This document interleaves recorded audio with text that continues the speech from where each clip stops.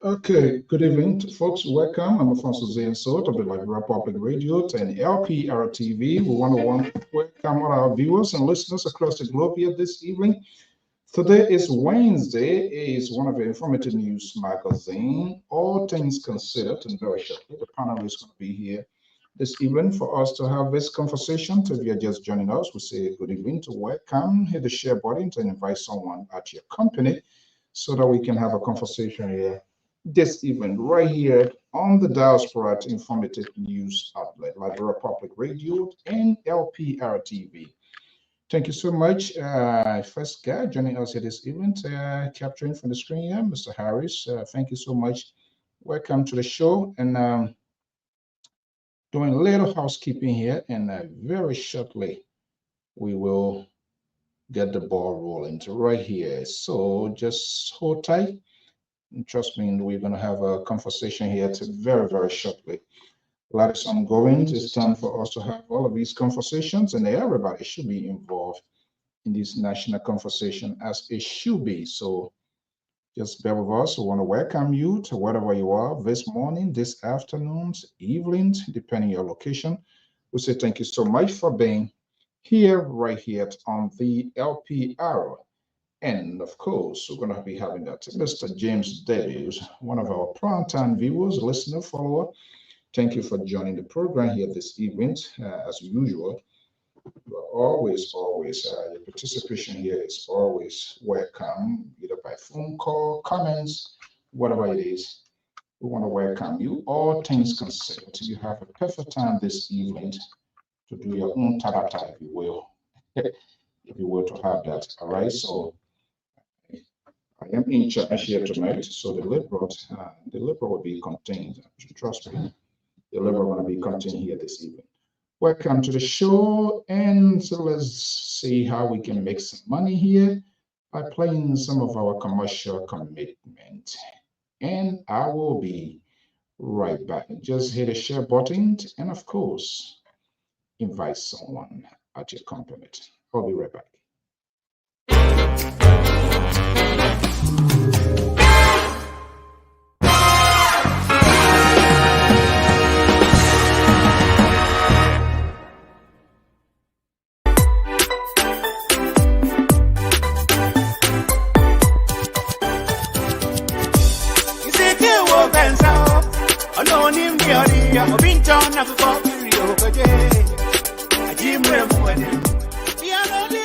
Welcome to Fiber Queen off of Woodland. Everyone that's looking for a nice African for wedding, whatever fiber you need, you can just come over here. You have all this nice stuff. If you need ashebi, you guys can come over here for baby shower, for wedding. You guys are welcome. She have really nice stuff. You can see all over there, all those men over here. You don't have to go to the theater and then Nicole will be telling you all kind of stories. You can just come here. They're already made. And for ladies, you can just look for whatever fiber you're looking for and match it for the men. And, your husband already have a shirt made. You can get stuff for your kids. You can get stuff for the whole family. We have African slippers and ashobi hair ties all over. We have different kinds of lists and everything. So you guys are welcome, okay? It's really nice. It's Fiber Queen on 6695 off of Woodland.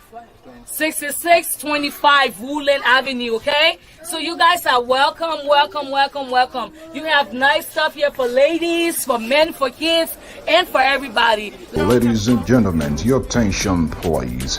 Fabric Queen of Philadelphia. Fabric Queen of Philadelphia is 100% African-owned business. At Fabric Queen, we are specialized in high quality wax product, Swiss lace, jewelry, and beauty products that will make you shine like the queen of fabrics. We are located at 6625 on Woodland Avenue, 10 Philadelphia. Telephone number 215-800-0228. Tell the management of Fabrics Queens in Philadelphia is easy and salt of the Liberia Public Radio gives you this message. Tell all Akwaba.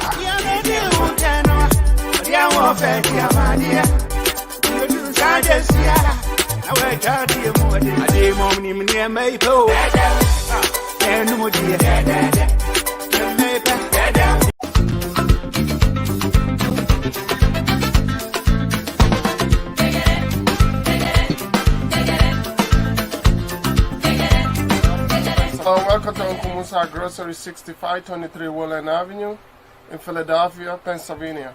I'm a customer of Uncle Musa. I came here to get some things from grocery.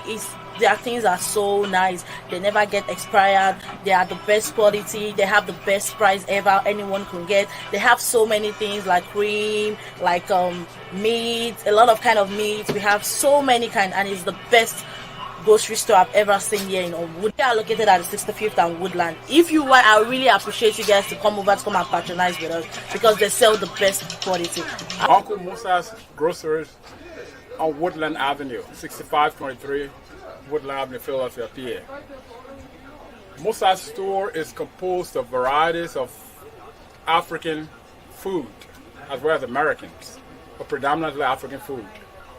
You have dry fish, you have cassava, you have yams, you have plantains, bananas, and Musa even goes out of his way to pay people extra to cut the potato grains for customers to save them extra time. We have deeper, we have fufu, we have the refrigeration center, then we also have cosmetics.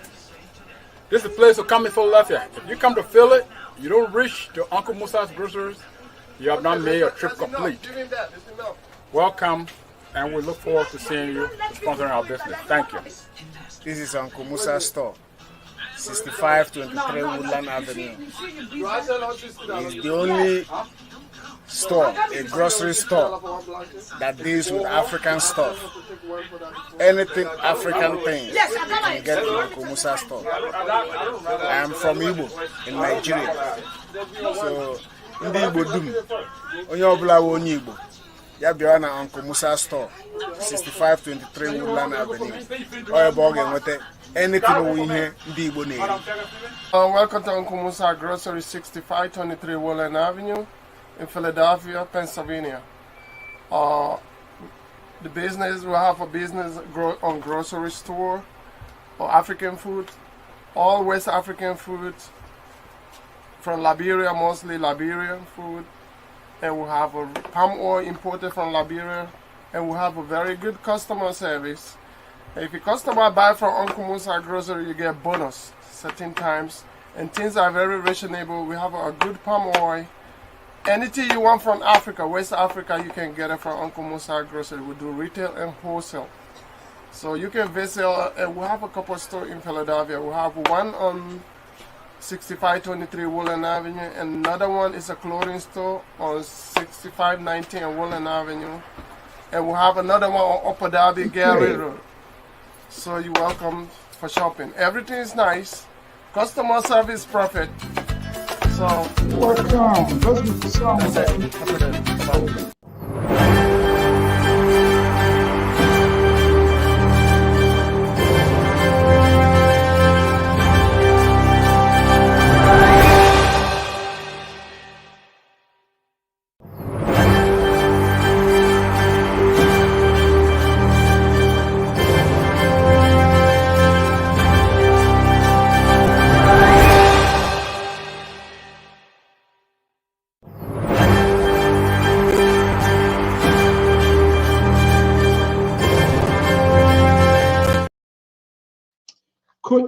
Good evening, folks in Radio Land, wherever you are listening. I'm Alfonso Z and Sort of the Light Republic Radio and LPR-TV. We want to welcome our viewers and listeners across the globe. Good morning, good afternoon, good evening, depending on your locations. Let's give recognition here to our good committed people here. Breakable, it's too soon. Today is Wednesday. Don't start trouble with the Libra. I told you I'm in charge. The liberal wing is going to be click here tonight, and we have had a conversation. Don't even make him to know that you are the one sending this caveat. You already got that. Mr. Ramos, good evening. Mosaic, Breakable, of course. Welcome, Harrison, and our own man, Achimo. Thank you so much to Gowind, and the liberal progressive is he himself. Is here. Nobody mess around with my liberal. Mr. James David, Mr. Isaac Harris, good evening. Welcome to the show. Look at the title there, 13 days for Liberians to decide. They're going to decide who's going to be the chief occupant of this beautiful buildings. I too want to go there. You want to go there. Unfortunately, the Constitution says only one chief occupant can be there at a time. And after another year, then they can go. So we're going to be having a conversation here this evening. As all things considered, as usual, all things considered is perfectly suited to give you the voice to speak on some of the things that we don't talk about. Some of the tabatata coming from the liberal and his liberal wing on this network. You now have the opportunity tonight to speak out. Your voice or voices will be heard. We don't sanction. I am not that liberal who looks at comments and want to know who is playing into his soundbite, who is for and against. That's not the traditions of this network. And at no time we will not, and I'm saying it vehemently, we will not allow this liberal to impose his way here to do things here, and you think he's going to get away with it. That's not going to happen. On the flip side, he professed to be the guy who is here to counterweight, but that seems not to be the case. Okay, guys, so I want to welcome all of you this evening. Thank you so much for sharing your evening with us. Just do us a favor, hit the share button and invite someone at your company. Mr. Copart, Moses Copart, good evening, good afternoon, good morning. I'm not sure your location, but we are just very, very much privileged being here.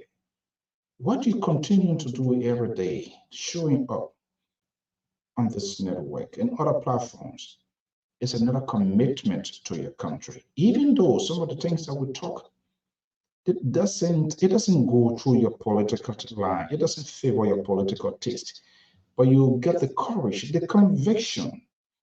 I'm quite sure it's not because you want to see or it's not because you want to watch or some of these tabata we're talking, but because you strongly believe in your country and you are trying to seek a common ground, sharing your political thoughts, idea with others who differ from your side.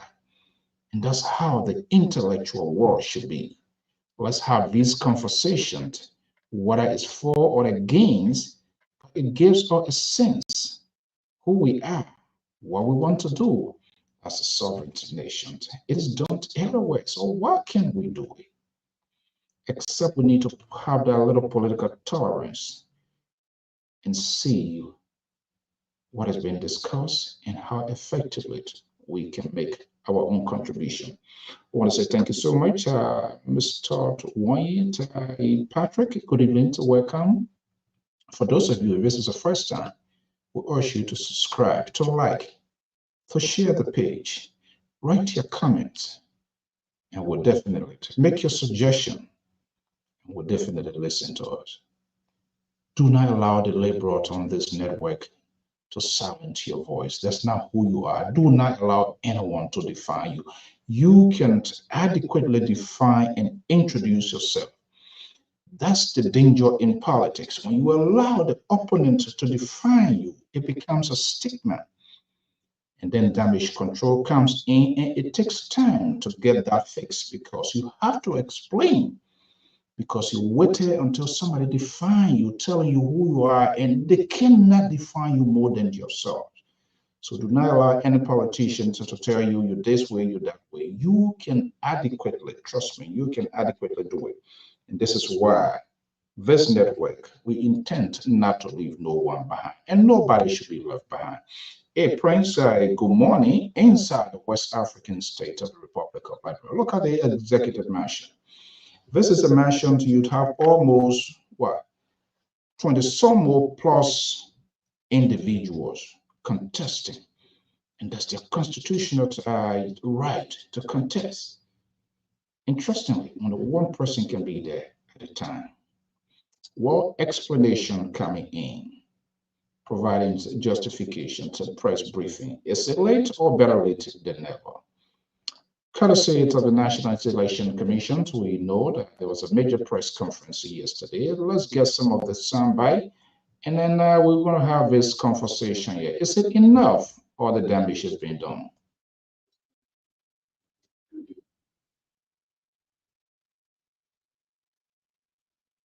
Parties, because we know they are in campaign period, but we cannot be pressured to give them the information or data. We we want to ensure that the 2.4 plus million registrants on our voter roll will be captured in a secure manner on pen drives and delivered to the political parties. We are doing our best under the circumstances, and we invite you, as we said before, to please come to the data center and check us out to see or to corroborate the information I'm giving you now, compare or in comparison to what is actually obtained in the data center. Next question. Thank you. My name is Kevin Ross, and I report for ABC Radio. I'm very concerned because during your deliberation you told us that the ballot papers arrived from Ghana. I'm actually concerned whether to actually protect in Ghana or not. Even as we should please be able to tell us where they were printed. And another concern has to be I'm very concerned about after all of the thorough investigation on the final registration rule, we've also been told that there have been a little bit of increases in counties. Can you basically tell us what led to this? I just told you in my statement that the ballots were printed in Ghana. And this is not the first time that we have printed ballots in Ghana. It's a normal procurement process which includes many other vendors, and the best vendor, the most responsive vendor was selected, and that vendor has their operations in Ghana. They printed the ballots for Liberia's 2023 general elections. Your second question, sorry, you can give me a little more summary. The second question was basically, Yes, the increase in the number of registered voters in some counties after the thorough investigation and scrutiny of the final registration. there has been no increase in the number of the FRR that has been communicated to Liberian. There is no increase. And we know that this has been a concern with the ongoing process to secure the data before releasing it to the public. No one has tampered, as we heard on the radio, with the figure.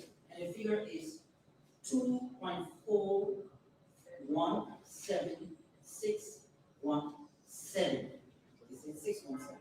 That's 2.417.617 million registered voters.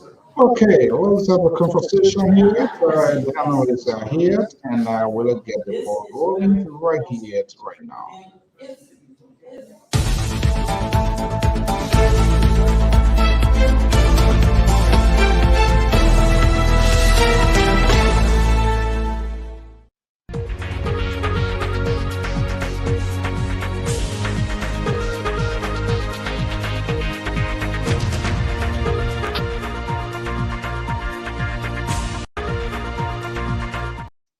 Okay, good evening. Welcome. I'm Alfonso Zienso to the Liberia Public Radio and LPR-TV. Today is Wednesday. All things considered, the analyst is going to be here, and of course, you too going to be heard by placing your call here to tell us and speak your mind. But as usual, to make news fair, balanced, and proportionate, my guy, Tari, is standing by. I'm going to be bringing him very shortly. But let's take a rendezvous on some of the news making headlines and things that are happening across the globe, including the continent of Africa. Well, according to France 24, Burkina Faso say intelligence services have foiled a coup attempt. Military one overthrow military. Oh my goodness. Benin steps up fight against terrorist group aimed at enough. the French ambassador to Niger to back in Paris after the expulsion by the military junta. This is quite interesting. The U.S. suspends foreign assistance program to Gabon following a military coup. These are news making headlines being reported by major international cable. Let me bring in my man Terry Collins. Is a strong supporter of opposition, means opposition to challenger. Ambassador Joseph Newman Boyka, contestant the presidency of the Republic of Liberia. This is where he wants to go. He wants to give the President George Weah to exit that building. He go to Cummings and all of them. So they have turned to Dr. Moniba. Well, the NEC is providing some clarifications. We will not be pressured, but we will do the right thing. Is still enough? 13 days to go. There was a question that has to do with what 3 counties after the FRI cleaning of what these 3 counties numbers were decreased. And the commissioner said, we're going to go back and make sure and see what is that. Is that enough? Are we on course? Should they pressure the NEC to do what they are doing toward that? Also suggests on the other side, the NEC is firing back as well on those who are alleging, making the accusation that the process will be a fraudulent process. What happens if they win it? Should that be considered as a fraudulent process? What questions to answer? Let me bring in Tara Collins, is our contributor based in Minneapolis, Minnesota. He's always here and supporter of Ambassador Joseph Newman Boyka. Tara, good evening. All things considered as usual is right here. You don't have to go my way. Go your way, say whatever you want to say, whatever matters to you. Sometimes we don't talk about all of these things that we want to talk about, but tonight is perfectly suited to speak it out. Let's go into your political playbook. What are you considering? Well, it's a good thing that we are back again today to share in our thoughts.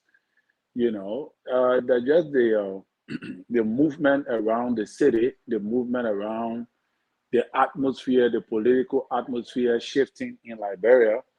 And I saw the CDC in the backyard of Ambassador Boyka. Oh, you say what? CDC where? Backyard? Yeah, in our backyard, they are playing around in our backyard. And, they want to pick your pepper in your pepper garden? Yeah, trying to pick some pepper in our pepper garden, which is not acceptable. But they are doing well. Trying to, that is one of the things I really admire about President Weah. All right. He didn't give up to say, oh, I give up on Lofa County. He went there and told the people that y'all didn't vote for me, but I came to y'all to beg y'all and tell y'all that if y'all vote for me, this is what I'm going to do. So those are things that you want to do as a political leader. You want to go into the stronghold of your opponent and try to galvanize votes, even though if you don't claim all or if you don't claim majority, you are sure that this time you are going to get some votes from that particular place, which of course I think that is something to admire. In as much as we believe that he will not be able to win Lofa County, I still want to be very balanced in this, like to say that he's doing very well in Lofa. And that really caught my attention today. But other than that, I believe the rescue train is still on course. Yeah. Still keeping hope alive. Okay, doing very well. And I listened to, I think Honorable Gonglo today was the one who sparked the main news, said something about the rescue. Yeah, he really, I think I have this recording here. I'm not sure, but I'm going to check that. So I think what I see that is kind of unusual for Councillor Tiawangongo. So let's welcome John Newant and Madam Esther, Mami Esther Tapemo, who is our prime-time follower. Thank you so much, Madam Mo, for joining us here. Esther and Prince Peter as well, and Mr. Kroma. So that was a very unusual part of Councillor Tiawangongo. He really went hard pushing the vice president. Now, I want you to be honest. Do not play no political ball here by tweeting and trying to dance stuff here. You used to be my guy, but it looks like you are being indoctrinated by the liberals. So most of the time, your tone go in that way. Was Councillor Gonglo making a logical point this today? I believe it was it today or yesterday. Was he making a logical point? I want to see here. I'll try to see. I think I get that audio here. But you listen to it. Let me just listen to it. Let me hear you. Well, I think he was saying something, but whether if I believe Councillor Gonglo is not ready. The expectation that what he was already expecting is not moving in his direction. So he have to create some level of traction. But equally so, that is what you want to do as an opposition. You got to attack the major or your major opponents in the race. You got to say something. You got to speak, because you're trying to gain votes. But Right. whether if he was saying accurate things, because the very government that the man you're trying to lash out was working in the government that you yourself were working in. All right. So I really did not fully listen to the whole entire thing, but he said some Oh, strange come things on, Terry. that Terry, you try to undercut and circumvent this thing here. You no, really did he not. said You he started said this. some things. He said some things, but whether if those things have magnitude right now in the political spheres of our body politics right now to be able to overpower Ambassador Boyka, I doubt it. I think that he's doing what he's supposed to do ever since. But is it really going to gain the traction expected? I would say no, because it's late. Those are things that you were supposed to be doing long time ago. But now you're seeing that Mr. Ambassador Boyka is mounting more pressure in the political landscape of Liberia. So you found out that no, let me leave President Weah and deal with it, man. Because he's not gaining that traction. So he need to gain traction. In order to do that, you got to attack the major leading opposition party in the country. The leader of the major opposition party. You got to do that. Exactly. And let's welcome seeing Analysts, Mally Jones, and as by coming days, we've got to change Terry title. Everybody should be at equilibrium here. Mally Jones, I just heard this event. One political party has reached out to you, and there is an extensive conversations. So you need to be honest, because I have that text message. They even send me the audio. You scratching your eye? Saying your eye? Or you shocked for me to hear that news, right? Why liberal, why he's talking about recognition? Recognizing as what? Mally Jones, good evening, welcome. So today is all things considered. Yeah, all things considered. Mr. Mally? Not bad. Tonight is all things considered. So I know there are a lot of things you want to get out there from so because we don't have much time to talk about here. You're going to have the opportunity. We're going to chime in. We're going to scramble over here. But an interesting thing, can you imagine, Mr. Jones, 13 days? Mm-hmm. Who is really kind of like feeling that nervousness with indent? Who is getting nervous in this whole thing here? And who think that they are really getting ahead or creating that sort of connection? I'm going to play this here. I believe I get an audio here, but let's hear from you. What are you considering this evening? The only thing I'm considering this evening is the aftermath of the election. Even though the election has not been here yet, but I'm more concerned about peace right now. Yes, and I'm talking about a different type of peace. And that peace is whether any of the political party or candidate is prepared to accept the result genuinely, with no precondition, especially when one party win over the other convincingly. Yes. You speak in the tone of the National Election Commission, and that was the valid point. And this is something that we frown on here, in as much we have apprehensions, legitimate questions with the the information, the flow of information, the disseminations, and to create that sort of transparency. That was a question NEC was asking. You're talking about cheating, chicken. And suppose you win, should we say the election is a cheat? So they are kind of like trusting the wheel here as well. But let's see here. You kind of inserted something different into this. So what you try to do now to get ahead of your shadow, get ahead of the game. Okay, 13 days, we're going to have this. It's going to take place, and which, of course, is logical. No matter what, the process is going to take place. But your concentration then after the 13 days when results are announced, the aftermath of the result. That way you're going, correct? Yeah, they were going up based on the type of statement that are coming out of this whole thing now, it's like it's setting a pace for people, for some political party to rather disagree. But here is a scenario. What you said is that we can't read into this too much, because if we read into this too much, it's like would be second guessing too many things, and I don't think that would be too healthy for the platform, you know. Yeah. No, So okay. Let me square this out here quickly. You and Terry.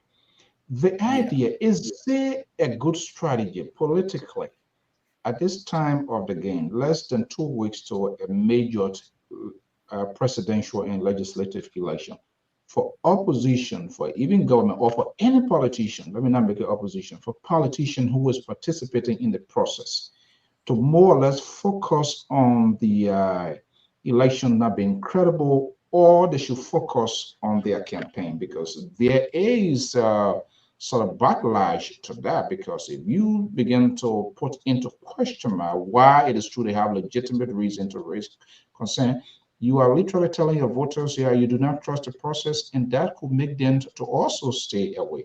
So, Terry, let me just start with you here, because there are too much ongoing now. Is that a strategy on the part of these politicians to focus on this election will be rigged, we are fraudulent elections, I do not trust this process? Is it helping their voters to turn out? Well, it's both ways. It's both ways because, in my opinion, or you also have to validate the process before you can go through the process. All right, and even though they are campaigning, but again, we never expected NEC to behave like this in the middle of campaign. We expected things to be done orderly according to the law, but there have been too much of irregularities in the process that is now projecting political opposition parties to go to court. I'm hearing that there's a writ that have been issued to the chairperson of NEC, cited to appear before the court in Chambers, either tomorrow or the day after or so. All right, and because I think the Unity Party have issued a complaint, so the Supreme Court is citing her to go and clarify on all of these irregularities, So it is also part of the process. And I don't think people are going to stay away from voting, because you must also understand that the political parties are already campaigning and they are in the middle of campaign. So they cannot just abandon the campaign because of the irregularities unexpectedly arising right at the dying moment. Like something like the woman said that I listened to, and that was very surprising. You put up an information that says that, the numbers gathered, I think in Monserrado County, supposed to have been 800,000 votes. And that was supposed to be deduplicated. All right.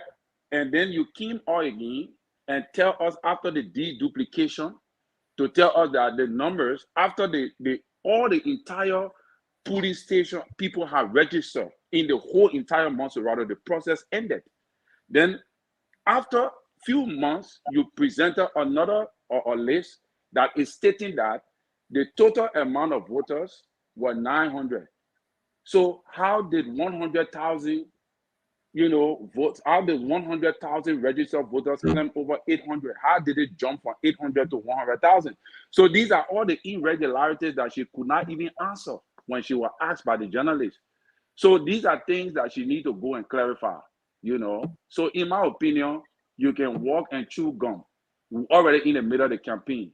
We just need to keep talking to our people to come out and prove and vote. But equally so, we got to challenge the process. Okay. We got to challenge the process. I'm not going to undercut you guys stuff here. We can scramble over that as later on. Let me come down to Marley Jones. Marley Jones, focus here the aftermath after the 10th of October. Why is this crucial? Why is it paramount? Why you are going in that direction, Jones? Well, first of all, I want to thank Collins. I think he made some valid point right now, and the point he even structured together here. Those are very good, legitimate point. I mean, legal point to fight at the Supreme Court. You see, though statistic inconsistency by a neck is something to worry, because they were the manipulate. They were they manipulate the numbers, and it's a very, very important thing that we need to take a note of. And I don't know how many political parties are already taking note of that, because there where the core of the whole election come in, people thinking no more around. It was like they later on know we thought it was 90, but no, it's 19, just for somebody to benefit somewhere, you see. So I want to thank him for that. Well, I was in this era because of three things. One, because of the type of inconsistency that happening right now. It just sad that when the information came out yesterday, I already gave credit to the Unity Party. I mean, for taking a giant step to go to the Supreme Court. I thought other parties were going to rally around to make the thing so heavy, so they can realize that this is not a children play, But anyway, they took the lead, and I want to commend them for that. And but here is my point. So at the end of the day, because when they say, oh, Ned cheated, the question becomes, did Ned cheat for the ruling government? Or is the ruling government that cheated? Or someone did it for somebody? In whose favor? In whose favor? That's the correct English, moderator. In whose favor? So all the inconsistency now, why at this time? In whose favor? Is it opposition favor? Because the problem now is, one good thing I know about this election, let's just be very realistic about this. If the opposition win clearly in this election, the language of cheating, you might not hear it. So, and this is where NEC2 were pushing back. You heard that part, right? NEC2 were pushing back. The way he's talking about people going to cheat. So if you're win, then the Liberian people say, we cheated for you. I don't think anybody get a guts to raise the finger to say yes. So, for instance, because it's like the public opinion now is suggesting in Liberia, to be objectively fair, that Joseph Boakai is like, he's now the possible replacement of Joe Weah. That opinion there is hanging all over Liberia. Yes. Every time I call, no, I said public opinion. I didn't say court opinion. I know, I understand. Don't worry. So, if for any reason Joseph Boakai win this election, then the election was corruption free. There was no cheating. It was free and fair. It will be CDC that might be crying. Yeah, let me hold you there. Let me bring in the Unity Party supporter, Collins. So because, and that's the danger of creating this sort of huge cloud over the citizenry, telling them this is what's going to happen. So what they are doing in itself is some sort of strategy, propaganda. These are what we call subliminal messages. They appears to be true, but they are not true. We have to validate them. But except they build an impression, they build a sort of hope this is what's going to happen. We are best suited for whatever reason, maybe they're pulling their own thing. But Terry, let's be honest. Let's turn these cameras off here. What is the downside? What is the danger in that? I build an impression in you, everything going to be okay. Only later on, your cholesterol, your blood pressure goes up. I am like to turn around because I did not do my due diligence. Is Unity Party have been so much overconfident? We saw that happen right here in the USA. We some of our were volunteering with Clinton campaign. We thought everything was just okay till a certain event of the night when the numbers start coming in. We all could not just believe it. What is Unity Party doing here? What is the strategy behind this? Yeah, Mr. So I think if the people that feel more overconfident are the ruling party, in my opinion. The ruling party believe that, the Unity Party got 12 years, so they too should get 12 years. The ruling party is that your interpretation, or is that what they are saying? I know we've been hearing that 12-year loading, 12-year loading. That is the public opinion that is gathered from the CDC wing. But what I'm trying to say is that Unity Party have always been a disciplined party in Liberia. They have conceded to loss many times, all right, without creating violence. But here is the icebreaker. There's a possibility that, like what she's saying, that what if you win as opposition? Will you say that the process was fraudulent? No, but it could be that, just what happened to Donald Trump here. It could be that the ruling party could say, no, she might have been manipulated by the opposition. And it could also cause chaos because they are the ones that are overly confident that they are going to win this election in a one-round victory. In fact, they are the ones that started our one-round victory thing, that we're going to win one round, And they know within themselves that they have never won one-round victory in Liberia before. All of you, in the interest of fairness, everybody say they're gonna get it one time. So are they making a wrong calculation? That is why Unity Party is campaigning. You see how we campaigning. We spread ourselves all over the place. We are not sitting down. We are going to court. If we say, okay, we're going to win this thing, and we show and we're confident, then why would we go to court? We don't need to go to court. We go into court because we are skeptical and we are not sure of the process. It happened to CDC. CDC during 2017 did not expect to win the election, even though we all know how it happened, that Madam Shirley was playing a double standard game. But they themselves did not know. But I believe the hierarchy knew. So they started to threaten the process, not knowing it was going to fall for them. And what happened? The ruling party, after Madam Shirley brought President Weah to groundbreaking of the Lofa Road prior to the elections, all right, everybody was shocked. When she should have carried Joseph Boga, she carried, and she was in control of the process. So when things changed, what happened? The ruling party felt victimized, they felt cheated, and they went to court. That event, it could happen also to CDC. Yeah, I'm not sure what I able to pull that picture. Do you see that event as a game changer, turning point for President Weah? That from that Helen Johnson groundbreaking something. Is that where you think Unity Party was politically hit? Yes, Unity Party was hit long before then, because you must understand that EJS is the Maradona of Liberian politics, whether you like her or not. She's very skillful and she knows exactly where to hit and when to hit. She don't talk much, but she strategizes her strategy, and when she hit, like a bow constructor, she hit and make sure she hit target. So, but I believe that most of President Weah guys did not know what was going on, but I do believe that he knew. All right, but again, the process went on, and to our shocking, to our amazement, things turned around for the opposition. And today we're having a different discussion. So that could also happen too in these elections. That's what I'm saying. It is not over until it is over.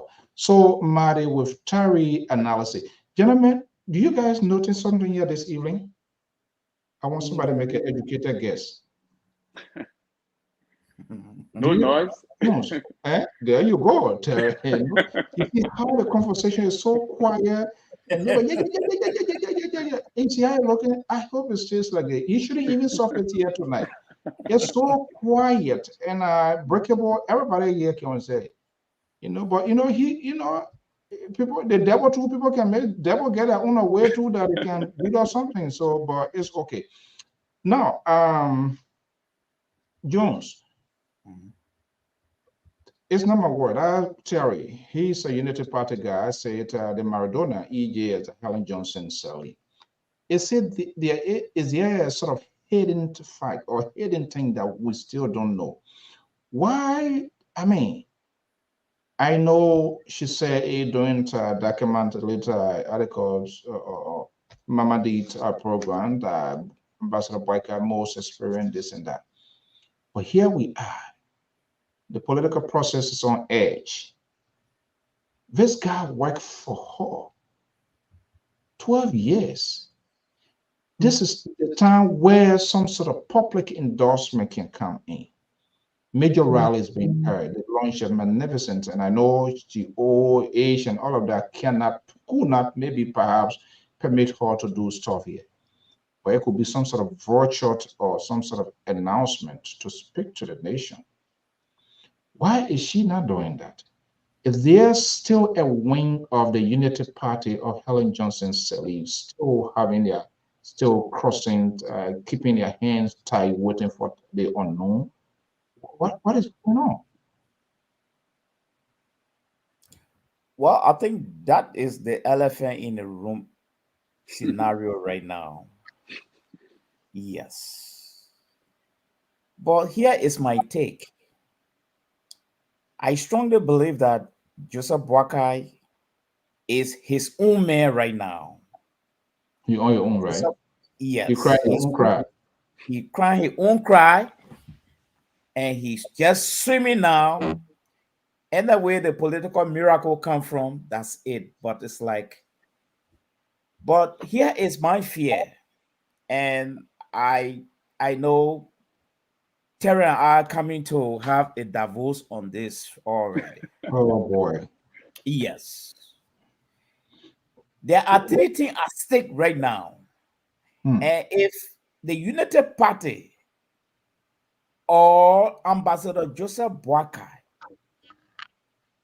is not going to embrace the three things, I doubt it sincerely that Joseph Boakai is going to capture the executive mansion. First, Helen Johnson said he had got nothing to lose right now. She been there, she tested it, she tasted it, she embraced it, she relaxed now. You want to protect her by fine, you want to protect her by, it's up to you. Joseph Boakai had got a lot to give away right now, to the point where he must reconcile with Helen rather than Helen reconciling with him. And point one, if he doesn't reconcile with Helen and get Helen's blessing, his way to the executive mansion will be 3 times complex. 2, if he does not go out there to lobby to get about 15 political parties to join him to bear a war against the incumbent,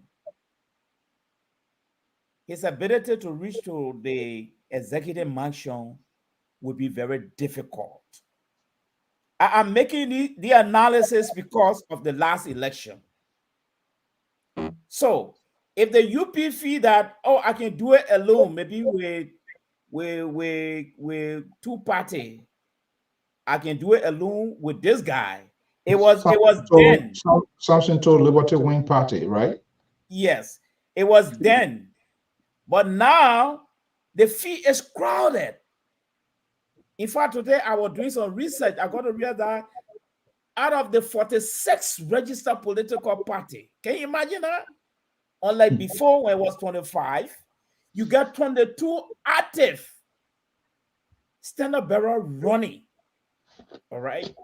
So Joseph Boakai is the Unity Party is still going solo, repeating the era of the past of now rather running behind the guy to join him and now reconcile with Helen Johnson Sirleaf.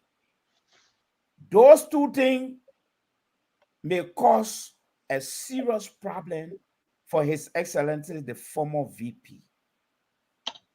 Gentlemen, what a fascinating conversations. Let's take a quick commercial break and we'll be right back. This is LPR and I'm Alfonso Zienso.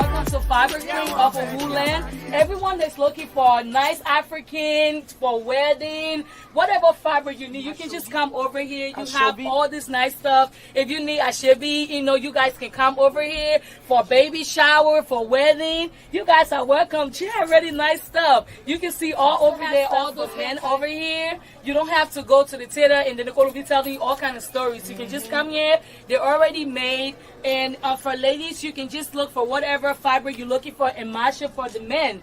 And, your husband already have a shirt made. You can get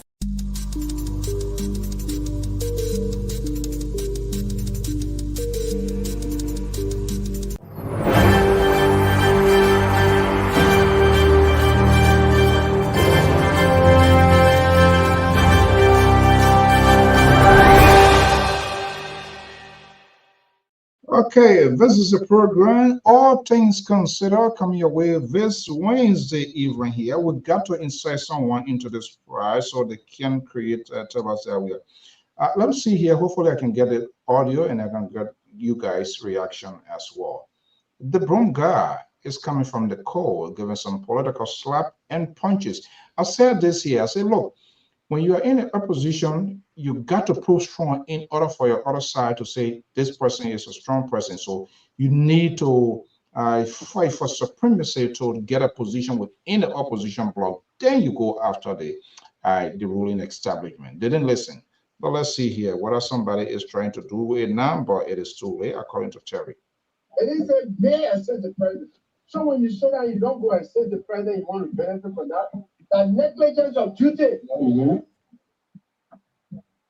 Did you say you may assist the president, or the president may ask the vice president? They get the authority, you are mandated by the people like Liberia to assist the president. You don't want to get the money, go to my president, what do you want to do? I suggest you do so. I suggest you do so. I think we do. Don't do it. Then you say, I'll get there. And the woman went and threw like grand and home. Me, I'll just tell you, what did you do? Oh, if you are there for the first 6 years, and you say you are placard and you're squandering opportunity, what stopped you? What made you now for the second 6 years to be campaigning with the woman? You don't give us another 6 years. So they say the man integrity for integrity means being truthful, being honest. Yeah. You see other thing now? No. So you just there, you're talking a robot. You can't move, you can't take a decision, you can push. No. The past person budget for $2 million. That's the one you were enjoying instead of doing the work. Then you tell the I enjoy the money was sweet. But I'm calling the money, I couldn't do my work. I forget about it. The way I should tell them, the guy, oh, no. But when they say, the father railroad to anybody in Ghana, say, yeah, I want to father. The father railroad to Ghana, yeah, I mean, Ghana, yeah, I want to father. The father So $80 million was truly for local. I mean, but all I want, not bad.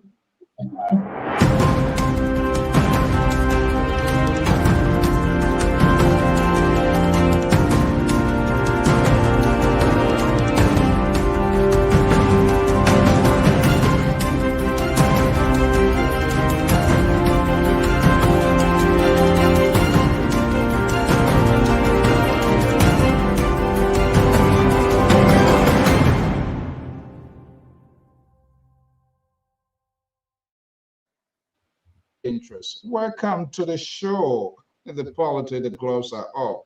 Everybody trying to secure their positions and to validate their argument, getting the support from the electorates, holding them to witness, putting them on stand, and they are all there making the case.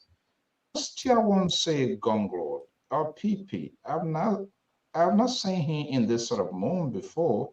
He was just carrying his broom sweeping, but a lot of all of the die gone. So he needs to create some sort of thing to get attention, because Right. that's what we do in the media. Media likes to go pivot in the direction where their news has been captured. It's the CDC, the Unity Party. So you got to go through that corridor so somebody to talk to you. I think he has managed to do that. But does he have a point? Is he making the logical argument here? Or is it just meant to muddy the water? Terry, we have this here before you brush over it. I'm going to give you the opportunity. Then I'm going to bring in Mali. And we're talking about it. They are setting pie Ambassador Boyka or United Party. It's getting anything done. But when it comes to other things, they don't want to do that. Is Chairman Gonglo giving some real punches here? Well, he's trying to give some punches, but is it authentic? I would say no, because he said something like, like he's trying to. It's a transfer aggression. That's why I would label it a transfer aggression. That is what the honorable man is doing right now. Because from one part is that you telling us that Ambassador Boyka should have gone to Madam Ellen Johnson and tell her, say, I am here. I'm here to help you to do the work. I must do the work, because he said, he was quoting the law, what says that the vice president shall,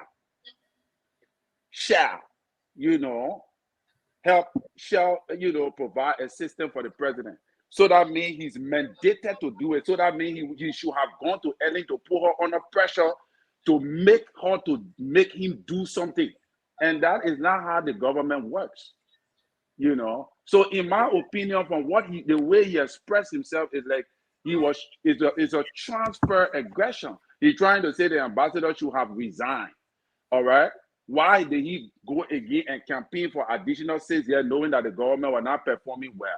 Are you understanding me? The ambassador did not say the government of Ellen Johnson did not perform well. First of all, you must understand that President Tobo was vice president under Tubman for several years before he became his president and became one of the successful presidents in Liberia.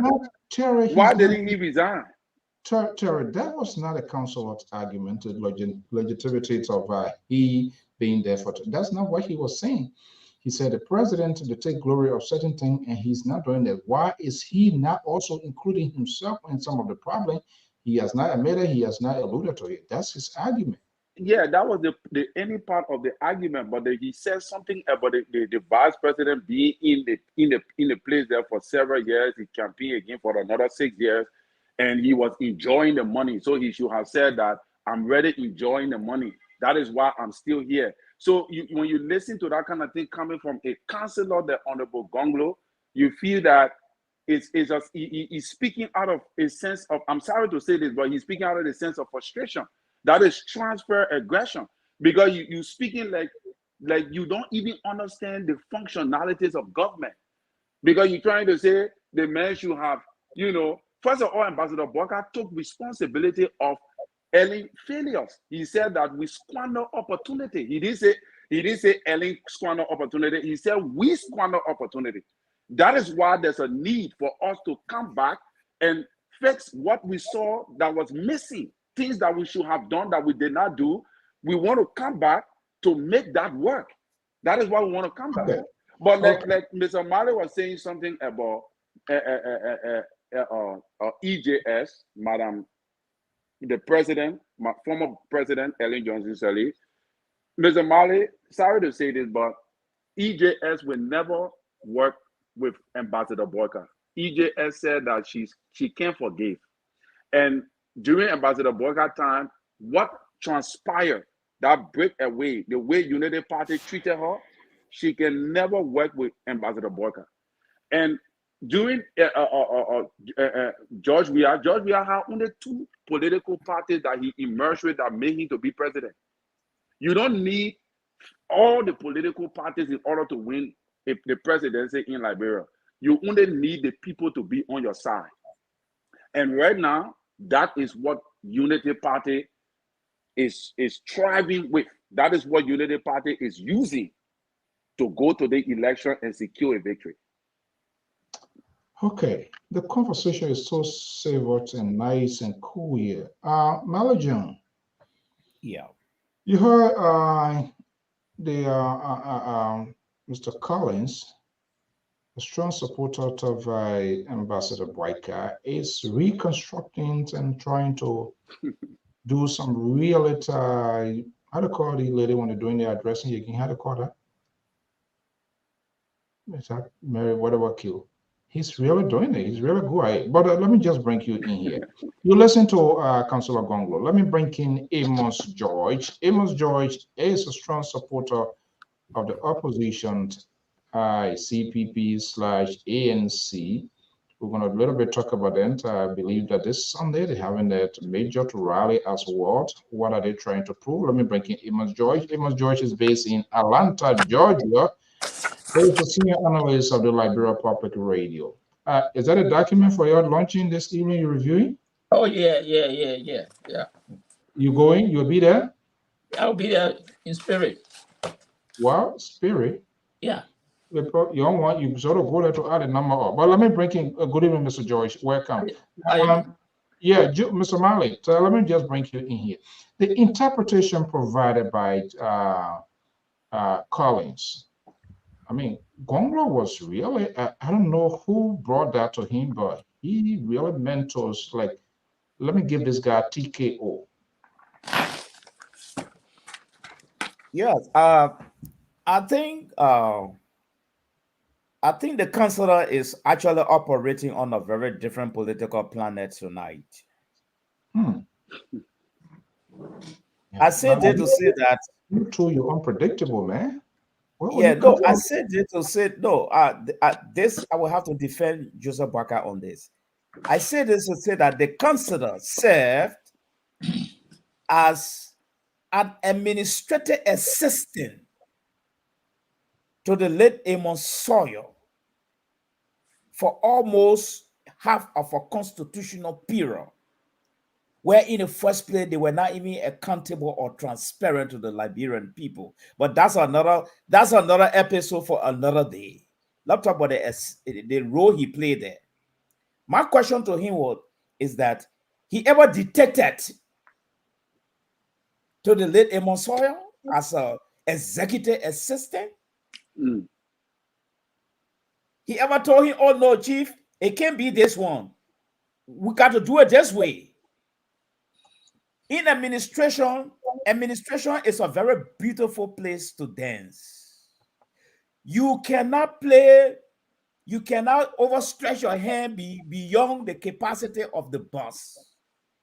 This is what make you, and to be frank with you, Joseph Boyka was an excellent vice president, quiet, because it's like in politics, the president always skeptical about the vice president because he want to be ambitious, he want to become a president. But when you quiet, do you know why Helen Johnson Sirleaf picked Joseph Boyka? Because of his dominion. He's quiet. I mean, he's an easygoing man, and that has been throughout his life from my own assessment. Except that he broke the tie with that statement that I'm still assessing. Okay? But other than that, He was a wonderful vice president. But back to Mr. Collins's analysis, he also take blame for whatsoever that happened within their 12 years. There is no way Joseph Boakai can divorce himself from what happened 12 years ago. Not at all. Whether they gave him tasks to do but there is no way. If Helen Johnson Sirleaf, she's a very hot woman. She's an iron lady.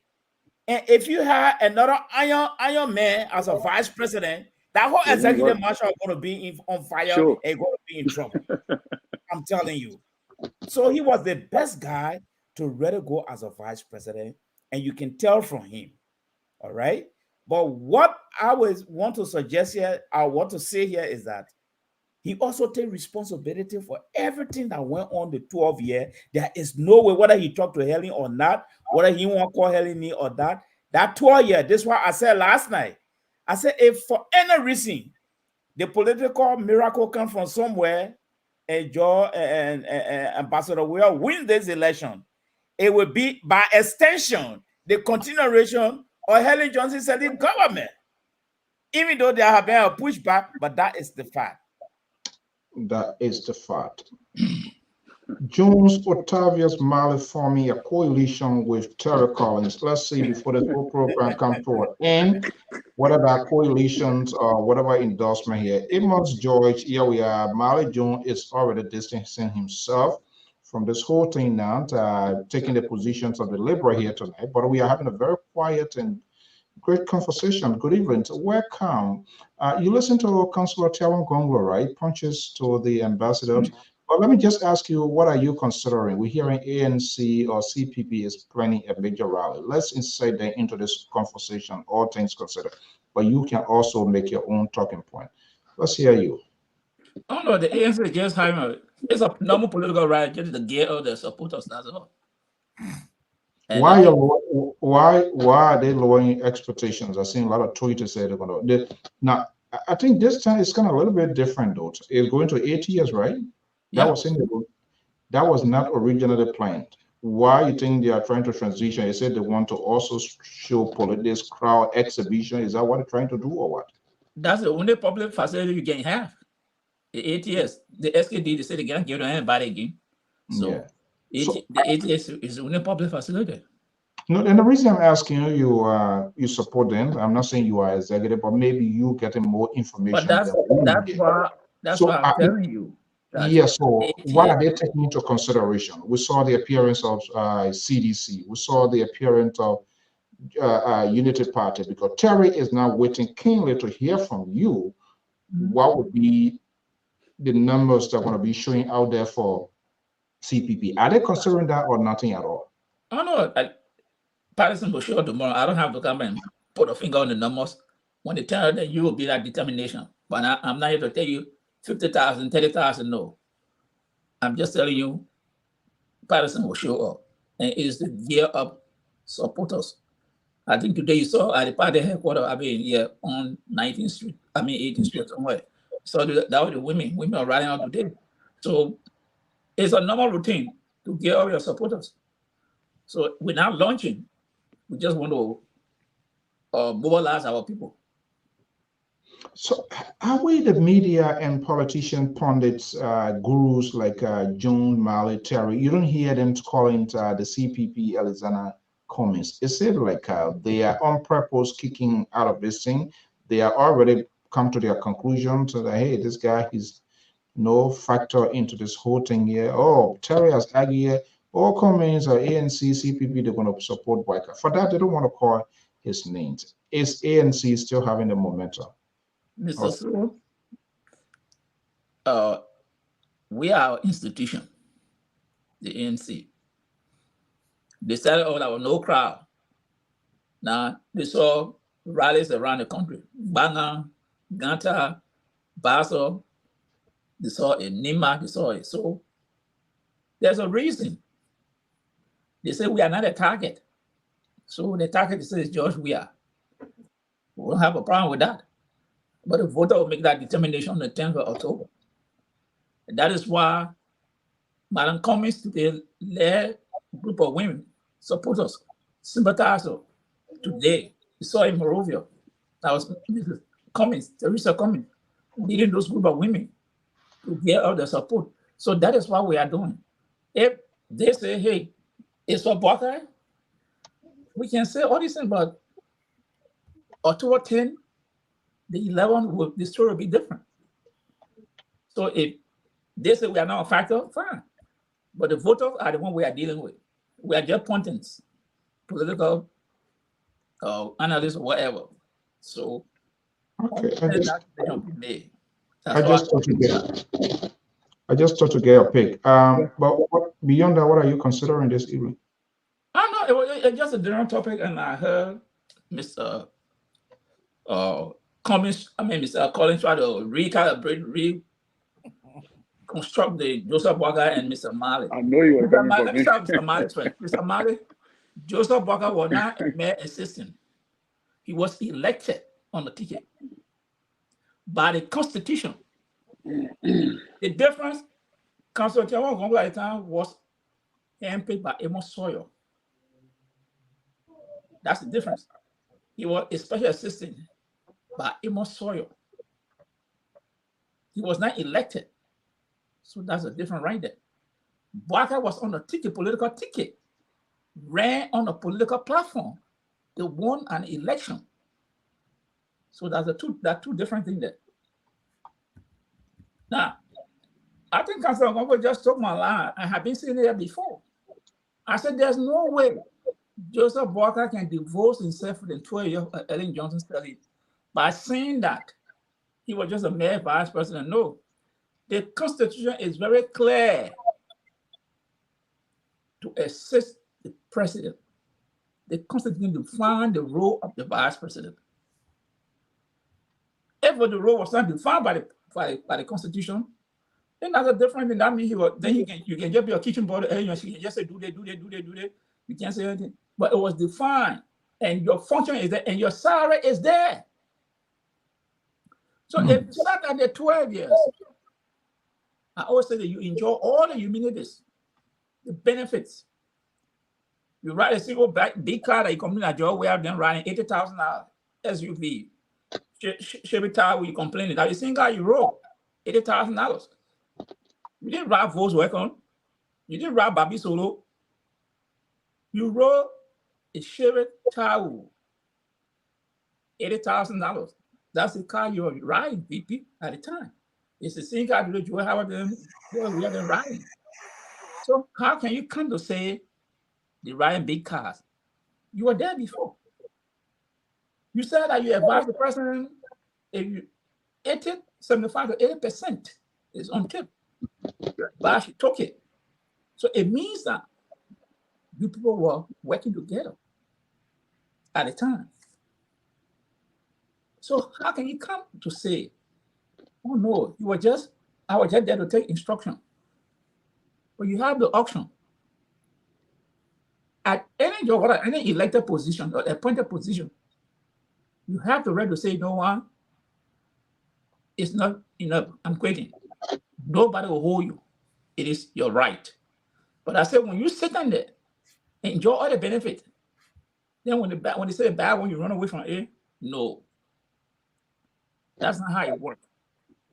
And this is why Councilor Gongo is not just reinforcing my statement. I have always said that Honorable Walker is part of that regime. He cannot say he was not part. He can't say he was abused. No, because he was there. 12 years he participated. So to be able to come back, or some people saying terrorism, oh no, he was just there, the Constitution provided that. He would have left. Nobody would have held him responsible. And Mali to come and give that excuse to him, oh, he was just, no, he was elected. He was not assisting. He was assisting, but he was elected to work with the president. Okay. If at all, he didn't like it, he would have resigned. So the difference between him, Councilor Gongo, they were not even Councilor Gongo and Sawyer were not elected. Hold on 1 second, I'll come to you. They were appointed. Sawyer was appointed, and he picked his special assistant, which was Councilor Gongo at the time. So that's a different position. So you cannot equip that to that of the role of the vice president who was elected on a political ticket. All right, let me hold you there. Let's bring in our caller, folks. I'm not sure what going to be the outcome of this conversation in the next 45 minutes. We've been having a smooth discussion here. Here surface the Bukume of this network. So let me go to this number here. 404 number. Good evening. What's your name and where you calling from? 404, are you there? Yeah, I'm here. So this is Aaron Bogler. Aaron.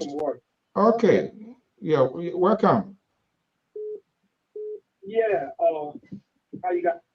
We are doing good. Let me put 203. Just hold on 1 second. Aaron, go ahead. 203, hold on. Yeah, I just want to comment on the discussion of the topic tonight. I mean, I came in really late, but I heard when you played Councilor Donglo tape, audio recording, audio tape, and I heard it on another platform earlier today when I came to work. So this is what I would say. You know, every time on the show, we try to spin this song. Okay, I don't know what he meant by transfer aggression, because if you define the word transfer aggression, Councilor Bongo never showed nothing like that. All Councilor Bongo were trying to clarify today is the same thing they've been carrying on over the place. That Vice President Walker was just sitting down and he was not doing nothing. And I want to ask Terry this question. You don't have to answer now. Did he hear someone say he was a vice president? But Vice President Walker was sent to the United Nations to represent Liberia. Is that how somebody who is not giving no duty, or who is not getting who never did nothing as a vice president? Okay. Is that the person be hit? Okay, let's make it brief. They sent him to the United Nations to represent the country. He's just not coming out to say what he contributed to and what he didn't contribute to. Okay, let's leave it there, Aaron. Let's leave it there. Yeah, yeah. And people Aaron. gradually, people who got to defend it will move. And that's exactly what Yawan Bongo was saying today. Okay, Aaron, hold on 1 second. The callers on the line, please lower your monitor. We are getting feedback. 203, 202, please lower your monitor. Yeah, no? Yeah, you got to lower the monitor. Other than that, you just blast in our ears. Any of you. Yeah. Okay. Yeah, that's not me. Okay. Yeah, okay. Yeah, So Aaron, hold on, let me go. Let me just finish real quick. Just a second, please. If Terry comes on the show and you want to use words, let him look for the definition of the word first before he uses it. Okay. Councilor Bongo displayed today, there was nothing called transfer aggression. Okay, thank you. Close to that. Thank you so much. Thank you. I have to pull you and Terry in the sort of Amagandi ring here and see you physically and see what happened. Okay, let me go to this number here. Liberal Progressive, good evening, welcome. Good to have you here. Hopefully we'll maintain the sanity we've been having here. So, but good evening, welcome. 203 number 9037. Good evening, caller. Thank you, brother. So this is Walton Kether. Mr. Kether, welcome. It's our senior contributor here as an analyst as well. Let's hear you. The two persons are falling by the wayside. So what you've been following the conversation? Let's hear you.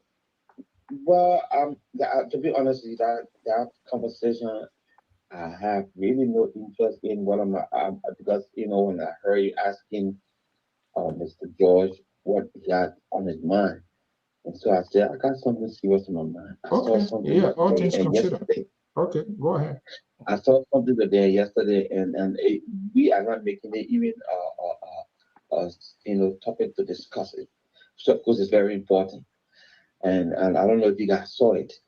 Did you people see the green grass turning blue in Lofa County? You remember months and months ago, I came on the show when I was there, call on the show, and I told you that Lofa County is becoming a battleground. President, we are will get big chunk of the vote from Lofa County. And people say, oh, it's not going to happen at Joseph Walker place. Did you see what happened in Bonjaman? We didn't go to Thomas Farland or the Kisi Pona Bell. We see what happened in Bonjaman, the Hema Magna. These are things we should be talking about. The reason I like to talk about it, because when President Weah say it's possible for this election to be a one-round victory for him, people say he tries to create an atmosphere for chaos. USA trying to create an atmosphere for chaos, Terry. Joyce, Don't Terry there with that. Keto. It's not a good statement to make. Guys. Let me make a point. These people just when you talk about the ticklish political. I don't understand about George and Terry. Anyway, look, well, let's look at the reality. Lofa County, a former stronghold of Joseph Walker, used the word former because it's no more Joseph Walker's stronghold. It has slipped. If Joseph Walker does not take time, because we are tapping in Lofa County. And when we are tapping in Lofa County with the level of support that we are getting from most of our county, the southeastern region, and part of Nima County, they're pushing out straight to one-round victory. Okay, Keto, you can stay there. You are one of us, so stay on here. Let me go to 202, so I will welcome the Liberal 202, number 2214. Thank you so much for being patient. What's your name and where are you calling from?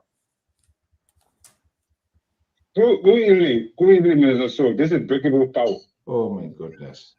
The breakable. Don't come break anybody here. I thank God for seeing Mr. To online. I was waiting for you to come back for. Oh, wait now. Yes. Because, I want to tell you, if you have somebody that you depend on, and the person sitting in a room, and you put small children outside to go wrong, camping for them, how do you feel to depend on that person? Do you think that person can save you? You got somebody that want to be president. Why you say that people will become president? And say people outside. He said we're outside. Do you not think if you become president, this is not the same thing you'll be doing? To be sitting there for people be working for you? Mr. To. Go ahead. You ain't gotta answer you. Make your point. Okay. Look, you're sitting down and keep complaining. You say your Kimo is saying Labour candidate, maybe President we are shame. Do you see what happening now? So what happening now? You see, the whole country turned green and turned blue, from green to blue. See, I listen to my own man working the team Councilor Gono said, look, the team I say is real truth. 12 years, after 6 years, then you go campaign for the person and say that will not correct. You go campaign for the person for almost 6 years. Okay. You saw the first 6 years, she not do nothing, or she not listen to you. Then you go for second 6 year term. Then you go on the street and start campaign for that person. Who are you? Okay, thank you so much. Let me go to Liberal. Thank you so much, Breakable. We're going to be reaching out to you guys. We're making preparation here. So your number is on my radar. We want to bring live coverage, and so all of us can have part of it. But thank you so much for always being part of this here. The Liberal Progressive of the Liberia Public Radio is here to call himself Counterweight. The Liberal, good evening. Good evening, Mr. So. Thank you for having us. I'm sorry that I was late. I had to take care of a few things, just like many of the audience. We all have basic things. And I understand that sometimes they come in, that's why we appreciate them a lot, because every one of us busy, but yet still they take time to watch and come on our show. We appreciate that. You're coming in, it works for us so good tonight. So you don't even, for us, you don't owe an apology. It works for us so much. But today is Wednesday, all things considered. I don't know whether you heard Gonglo. But this thing, we are getting to the end times of this whole thing here. The presidents have been told will be traveling to the southeastern side. How are you going to get there? How are you going to get there? You would take broom to fly on the broom? Well, that I can't. The Brian special G. Okay, Mr. So, look, the liberal is because you see me folding my arms and you think this is you, all three of you here tonight. I've been listening to your tabata all night. I was just waiting to come up. What I can say to you, Papa, sorry, our man fool us. Papa, sorry, our man. That's why the Liberian people are saying. Did you see the amount of money Liberian raised today? Today, why the George Weah administration continue to squander our money, take the Liberian money and travel on campaigning on Liberian money, and you're gonna have CDs. How much money they raised? Mr. Central, right? I'm speaking. But don't interrupt me. You can't do I'm not interrupting you. I'm here now. I'm here. You people were having your fine time. You were having your fine time. I didn't say anything. Let me make my point. George Weah and his people are using our money, traveling all over the pothole. Forget pothole. There's not even a hole. There's not even a road. What is he going to do? He's going to fly on a broom to go to southeast. And this is what you're talking about. He traveled over there in Lofa Country, got stuck in the mud. Like they have to have Charlie Pillar, that a real country near Charlie Pillar to come and pick him up. And this is the person you want 6 years, and sedition gonna come here and run your mouth, and they're gonna put their foot in your mouth again tonight. And I'm trying to help them out. Let them come tomorrow. Tomorrow's show is going to be one of the best of mine, and I'm trying to help sedition to understand that this what they can do now is pack their katosa and leave the executive mansion. We will let you go, your care, your trouble. We are here. Ambassador Baka is going to be elected. President Baka is going to be president. The next president of the republic. I'm not here. You and your central right, every one of you, Baka, Baka, they're trying to separate himself from when Madam Ellie narrated their success, 12 years success. Where were you guys when Ambassador Baka came to this position? Liberia was in the hole, where people were cooking at the Ducal Palace, where people were cooking in the street of Monrovia. Ambassador Baka and Madam Celine came and took this country to the next level. They built structure, everything, and give it to this man, and everything will back into square one. Ambassador Baka is coming back to release and rescue us. You guys gonna sit down here and tell your tabata and things, say the liberal is away. I'm back. Okay, let me go to the phone line here. The liberal. Wow. I don't know. Okay, Marley Jones. Yeah.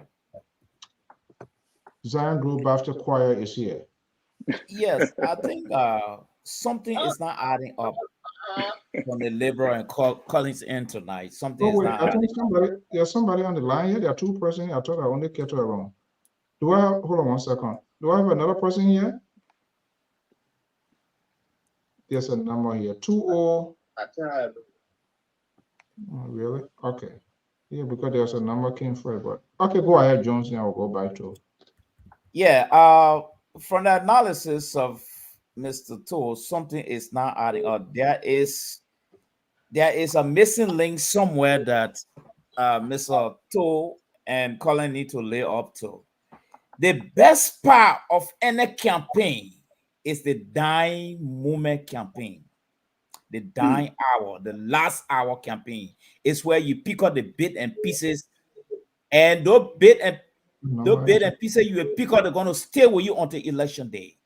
And the strategy CDC is bringing in now, I think it's something for the rest of the political party, including the UP, to really worry about. First, when they pass the budget, let me just take the liberal back a little bit. When they did pass the 2023 budget, there were 3 million put into that budget that brought problem in the House. And Joe, we are contended that the 3 million it was for county tour. And I told some friends, I said that 3 million, Joe, we are going to hold fast to it until the dying hour of the election. Then he will say he's making his county tour. You see how clever this guy is? And I want to applaud him for that, his tactics. For stealing. Joe, I come in now. are coming. Whether he stole or not, political campaign is not for children. I expect the opposition party to drum up more money by this time rather than crying exactly what foul. they did today. Give me chance call now. you Give call me us chance last now. night. You You were called us talking. last night, and we're doing the same thing No, today. listen now. You were talking, I didn't talk. Now keep the platform quiet tonight. Fire for fire will not help. However, Georgia is not going. I want to believe strongly. The campaign committee that rather advising Georgia, I think they're up to the task. Starting with Lofa County, ending up in the sub-region, and coming by a few days to election is something serious for Unity Party to worry about. And up to now, I expected by this time for the Unity Party and the CPP, I expected them to have hijacked that strategy. Now they stay in Monrovia, turning around.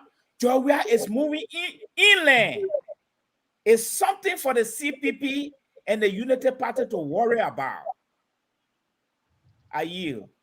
Of course, you have to heal because you got nothing to offer here on this one here tonight, Molly. And then your analysis has failed you miserably here tonight. Because, quite frankly, you were out here last night and called us out publicly that we were not doing anything. And look at the amount of money they raised today. And now you're going to turn around and you move the goalpost. I'm sorry. Go ahead, moderator. Go ahead. Later on, you tell how much was raised. So that's here. Okay, 701 number. Are you there? 36395. Yeah. Good afternoon, Mr. Soul. Good afternoon, everybody on the show. Good afternoon. What's your name and where? Yeah, I'm Henry Dennis calling from North Dakota.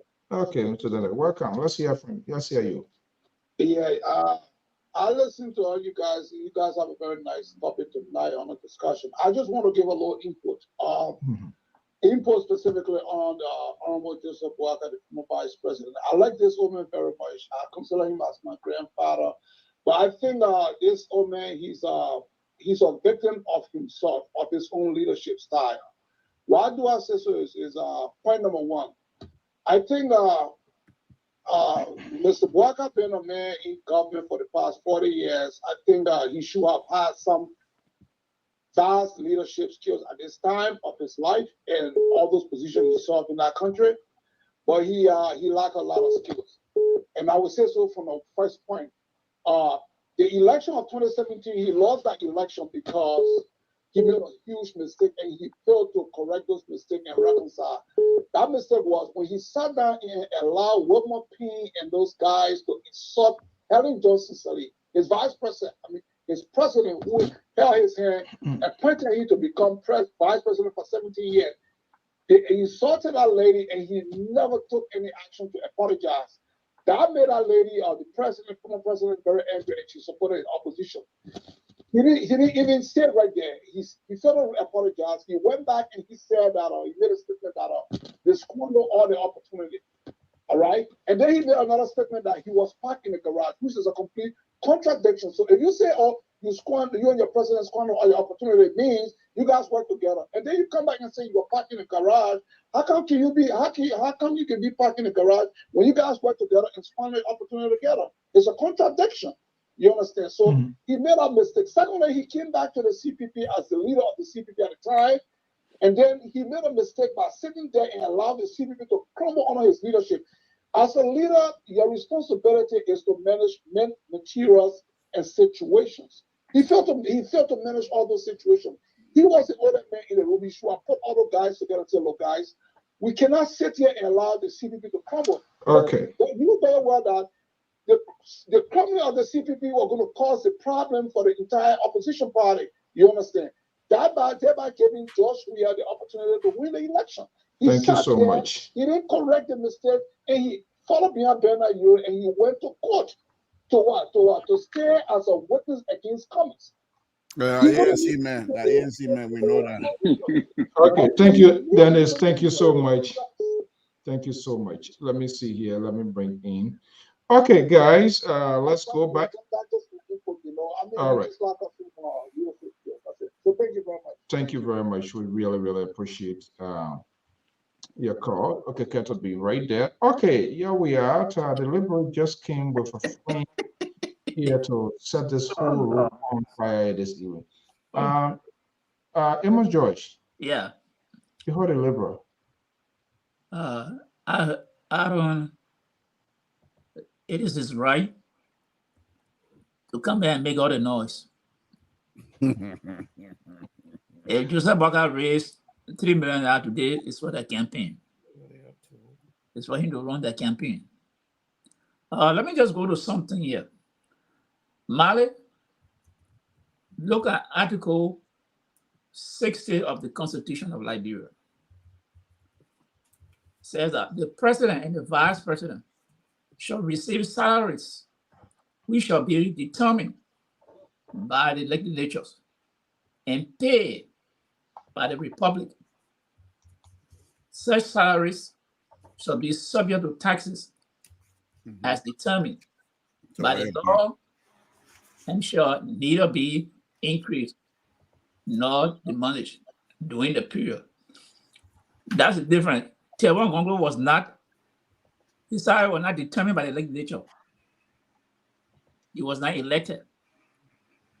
So that comparison again, that's why I refer to the Constitution. You say that Joseph Boakai could not have resigned because he couldn't do that. No, he had all options to resign. Now, to the issue you made about campaigning, Mali, every political party will now unveil the strategy to you. Only those that are in there will know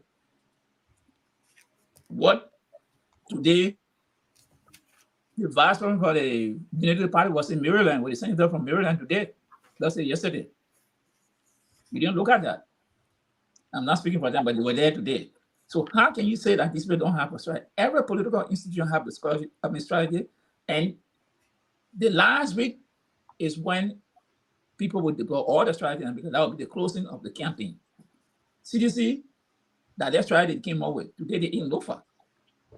Tomorrow you know who other organization will be there. You can say, yes, CDC is doing a good work, but you cannot say the political party don't have a strategy. No, you are not there. You're not part of the political institution. Everybody will not reveal the strategy now. That's another issue. And Mr. Kete, is that you're going to give everybody injection? The man should have the freedom to do that. He should have the freedom to do that. Something to you came here yelling, nobody balk you. So you gave everybody time. When your time comes, you talk about baka. When you started being advocate, you have freedom. No, he advocated to that now because I saw him posting online that the campaign raised so much money. I don't know so much money what they did. Oh really? Yeah, he posted online. He online posting, and the campaign raised so much money. Who is he for? But let me tell you, Kete, everything we talk here when it comes to election is numbers. Let's go back to 2015. What was the total vote that George Weah had at the time he was on top? That was the peak of his popularity. He now crunched 40%. This 11 election, you withdrew from the second round. 2017, you did not cross 40% again. I think it was 38%. You had never crossed the 40% mark. So, for you to be talking that it will be one round, how will it be one round? You got some ballot people to stuck in the ballot in the boxes again? Good evening, Madam Samuka. Welcome. So, let us be honest here. Now, George Weah has ruled 5 3/4, 3/4 of a year now.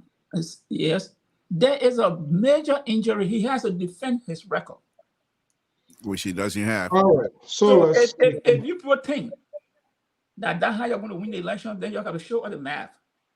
Because today we see people, you get it, your party say coach is good. And get it. You telling the Liberian people that coach is good for the society, that wish the Liberian people that's a benefit of coach. You see this people singing, you're a coach. Get it. Is that the thing that we are going to defend when you are infested the country with drugs, let me see the message that George Weah is carrying to the people. When the Okay, country let me hold you there. Let's go. And let me just close on the thing here. It's something I heard from one of the political leaders, and I want someone to represent to come on the platform. That's why I'm saying it. That one of my was asked the other day if he had a girlfriend. Had a what? If he had a girlfriend. Oh, they asking? Yes. And he went to Tyree to say he's the most qualified person with 2 master's degrees and a PhD in Liberia to ever run. And therefore, he are working the UN, the United Nations, so nobody has anything to do. That's the only thing to find on him. You are very, very combative. Then the next thing that came to mind, what is the temperament of this young man? Because they said, and they start making the moral equivalent. They said, what about Ellen Johnson Sirleaf? Then someone said, oh, but she been married before she was a widow. And everybody knows she was a widow. Then they said, what about Councilor Gongo? Then they said, but Councilor Gongo is married. So you see these people, you want to go in the White House.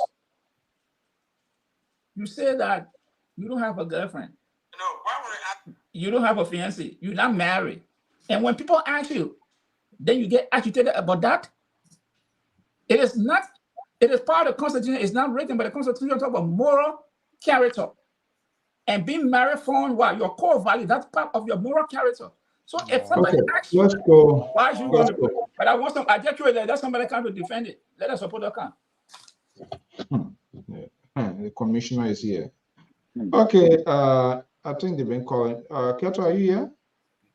I'm right here. I'm listening. Okay, they've been calling your name, Pa George, kind of like really tip and hit people, Terry as well. But let's hear you. Do you want to respond to? So let me just correct Josh. President Weah, in fact, the seditions were being sarcastic. The seditions that you saw celebrating, they were being sarcastic, talking about your leader. Hold on. No, can we listen to him? Let him make on a point, and then I'll come back to you guys. Opposition leader accused the number man, the dynamic president, for bringing drugs in the country that are damaging our children. And Sedition says, Sedition knows that President Weah is not in that kind of business. But some you people won't bring the politics below the belt. So we'll help you to push it. Oh, yeah. That's how like Brent will say, nobody will vote for you. You came on my. So the Sedition saying the same thing. It's not that person. They say drug push is good. They're being sarcastic to you because you guys don't know how to do politics. You don't know how to do politics. Why would President Weah bring drugs in his own country to invest his own people, the young people? I will answer your question. The ability to really talk about the issues that will make President Weah unpopular. So you throw anything at him. If people accept it now, people say nothing, whatever you say, that's it. So that's why we saw them singing the way they were singing. Secondly, when you talk about the percentage that President Weah got, whether it was 2005 or whatever time, we're looking at now. President Weah said, he said, I did nothing for you. Your mini president. Now that I have done something for you, what will you do for me? Now that I came your job with drugs. Okay. Oh, all right. See, Mr. So, Yeah. Can I make a point before I go to Terry? So, yeah. So the president is saying, like I said on this show before, and I will keep saying, somebody said, why the president being so desperate let him do nothing. So he running, go all on the read to get vote for the people to talk to the people. No, I told you, CDC. Oh my goodness. Now we ain't no on turn. Before we won, Oh God, we have won mercy. the one round Please. victory. So we'll go to all lengths to talk to our people. Even when the president can't stick in the mud, we send two trucks of oil for in the mud. Okay. When the president goes to the southeastern region, they can't stick in the mud, we'll send two trucks of oil out of the mud to go to the southeastern region so you can get his vote to get a one round victory. And we'll thank you so much. They'll come on and see. Thank you very much. Thank you so much. Oh, Harrison, why would you want to read it kind of thing? The only shows that have the so they're talking about the liberal. I gotta send the liberal and the other folks their own. Okay, well, we just gotta poke into some of the funds from the guy. They have the right to interact, and if you want to do, thank you so much. So, Terry. Yes, sir. Even Josh, I want to call LeBron here tonight. Yeah, he won everybody, right? I got a pushback You slice everybody. on Mr. Josh. Yeah, no, I'm coming to you. You know, I am the only fair straight man. And I LeBron, and he said, "Oh no, the show finish." So, but as soon as I get on the internet, the show will finish. I don't know how you're gonna manage it. So, Terry, let's hear from you. Yeah, first of all, I want to address Aaron when I spoke about transfer aggression. I want to show him what transfer aggression looks like. Transfer of aggression is one emotion most of us tend to have inborn in us all. When we are offended by someone, we tend to at most time pull out our annoyance or aggression on other people who are totally ignorant and unaware of the situation that might have transpired between you and the person who annoy you. That is transfer aggression. You understand me? So, like, so even Joseph Walker is totally innocent. But George, that is not what I'm saying. You don't understand my point. Yeah, Aaron is saying so the reason why I said that my observation of Councillor Gongro's statement was on the foundation of a transfer aggression is because Councillor Gongro is not getting the traction he's supposed to receive from the Liberian people as he expected. All right, that could motivate anger or annoyance in him, so thereby he chose to transfer it to Ambassador Boyka. Like Mr. Male asked you, Pat George, a very salient point. He said Councillor Gongro was an assistant to Amos Sawyer.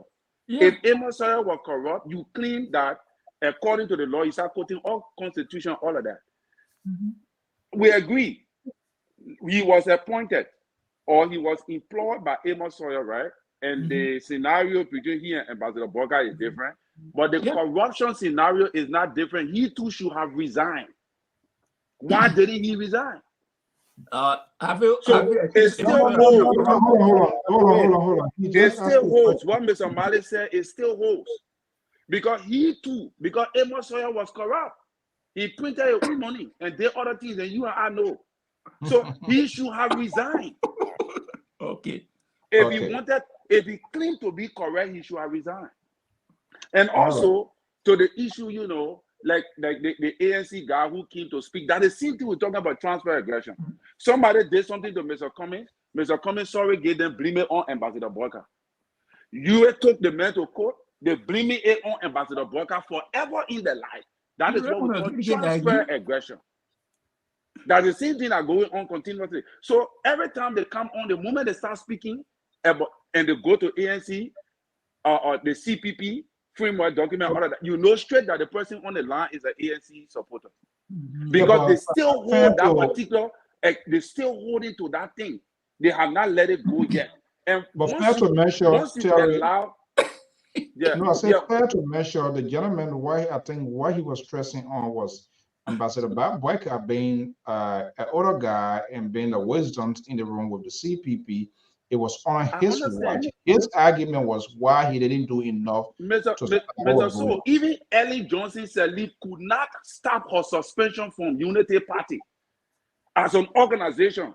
The woman who was president for 12 years, who we claim to be a great leader, when the confusion came in the party, why she couldn't put it under control? Then you blame it Ambassador Blocker, who was her VP. She is the one. She is the face of Unity Party, not Ambassador Blocker. But when these things, when confusion comes, there is no way you can stop it. You got to let certain things happen before you can settle it. Okay, and Unity Party was able to do that. But there is the last point I want to make before I close. Mr. Malik said something that I want to agree with. And you're in agreement here tonight. Were you a matter of no, I will want to agree with him slightly, but not wholesomely. Because I think that is a dent for the Ellen factor to not be a line at this time with Unity Party is a dent.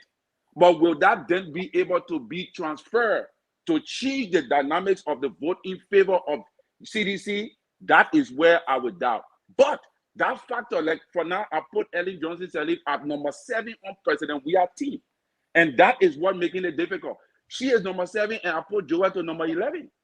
Because she's playing her game very silently, but we all know where she belongs, where she backing. And because of her strategy, I don't know where is she backing. You and I know she's still with Prezo. I don't think she have left the president. She's still with the Prezo. That's lie. That is what I want to believe. Okay. That is what I want to believe. I may be wrong, but I believe that she said, and that is a factor. I can't take it, but the way the people are moving now, it is the people that will determine the final result. Thank you so much. Let's keep it succinct. Let me bring in Mally Jones, and I'll go to the Liberal. Jones. Yep. First of all, I want to thank Emma George for his analysis, but I think he was caught in his own web.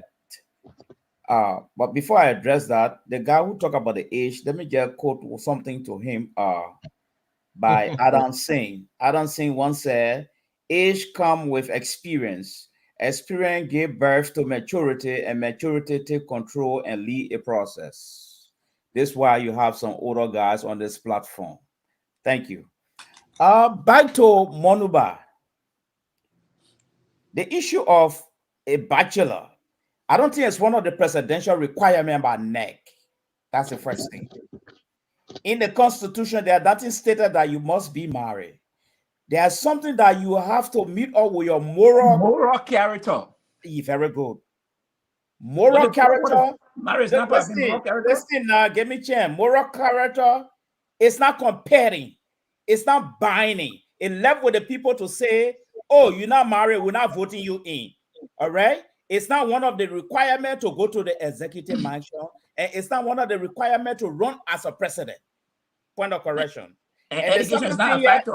Let me finish now. Mr. George, yes. Mr. George, you got to cease fire.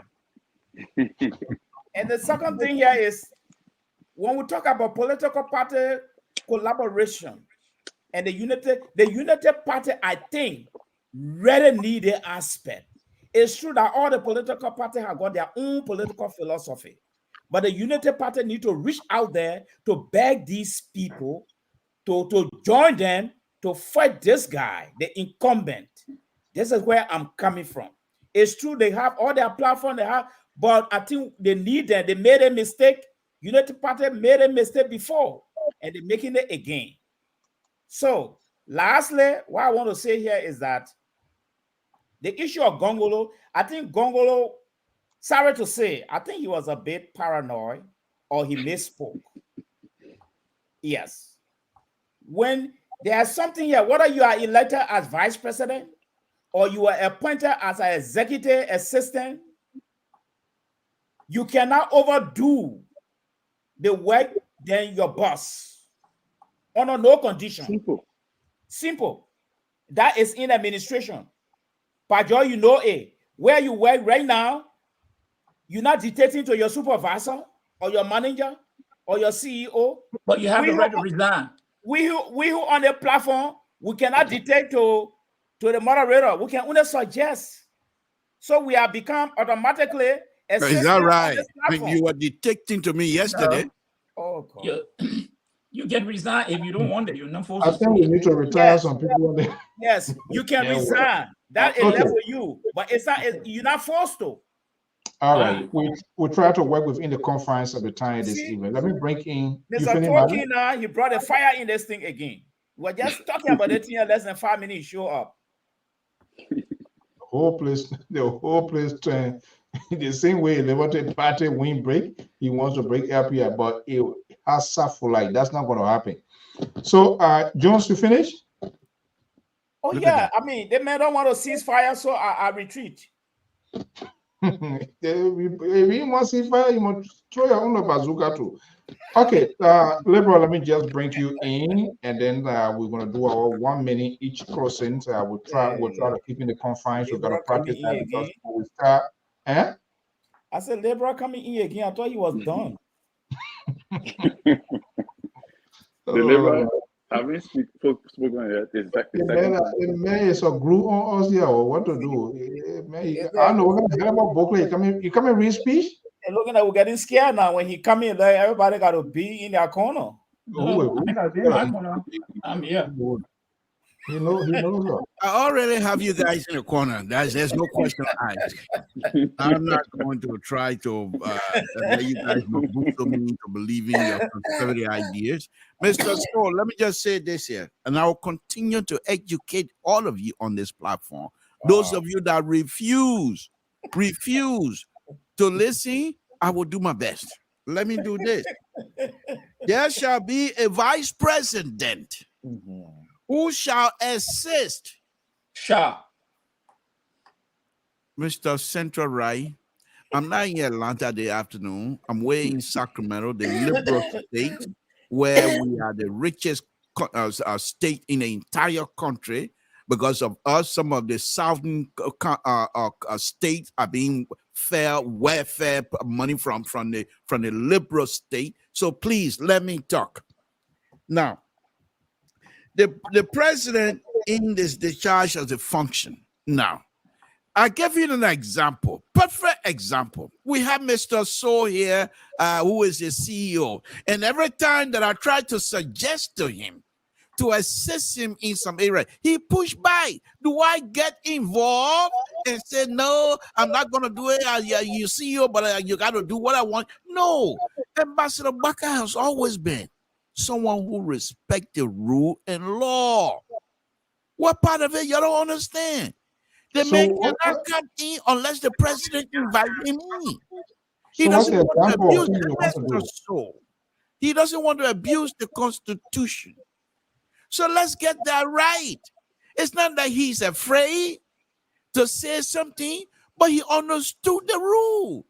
He was going for the money. Mr. So, you see, this is why and when I'm running my show, the Central Right don't come here until you show up. But when you're running a show, they try to sanction me here, and you know you can't sanction a liberal.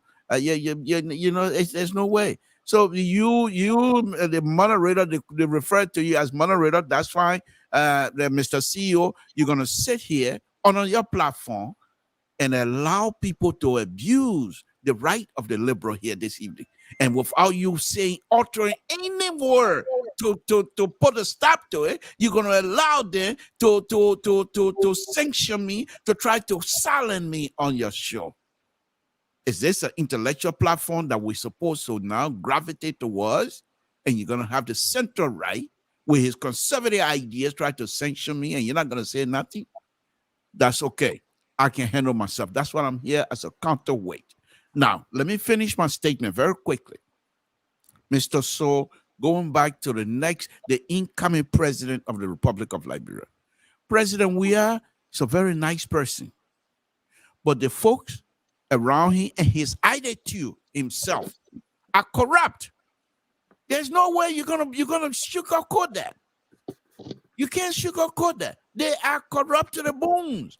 Not only that, these people daily lie to the president. We've done this. Oh, Baku, they're just praising without being truthful. This is what we want to get rid of, not necessarily getting rid of President Weah because we think we don't like him, but the policy that he has on Liberia. They're not working for. And Mali gonna come out here with his 1957 analysis. This is 2023, Doc. When what's his name? Amos Sawyer and Markup Matthew there and Opio, the idea, the struggle, the struggle struggle continue. We have accomplished and we have conquered the struggle. The struggle is in our grasp and we're going with it. When I know no struggle continue with President Weah, you're saying that President Weah go to Lufa. What going to Lufa because they got stuck in the mud? Is that what we're supposed to gravitate towards, Mr. Mali? Is that what you're going to talk about here? And you want me to applaud you? No, far from it. Far from it. President, we are going to Lufa. He got an egg thrown in his face because of the bad road. He called himself bad road medicine, and he's unable to fix anything in our country. The drugs issues all over. We got drug coming in under his administration through the airport of all places. And this is what you guys want us to give them the second chance. We're not going to do that. Would the ambassador visit Lofa before the election? Mr. So, I don't know these people. They don't know me. I don't speak for them. Look at that again. That's a question that you can ask the minute the person who's running their show. I can't help you with that. Oh my God! This Nicodemus syndrome. I eat a devil face now. Yeah.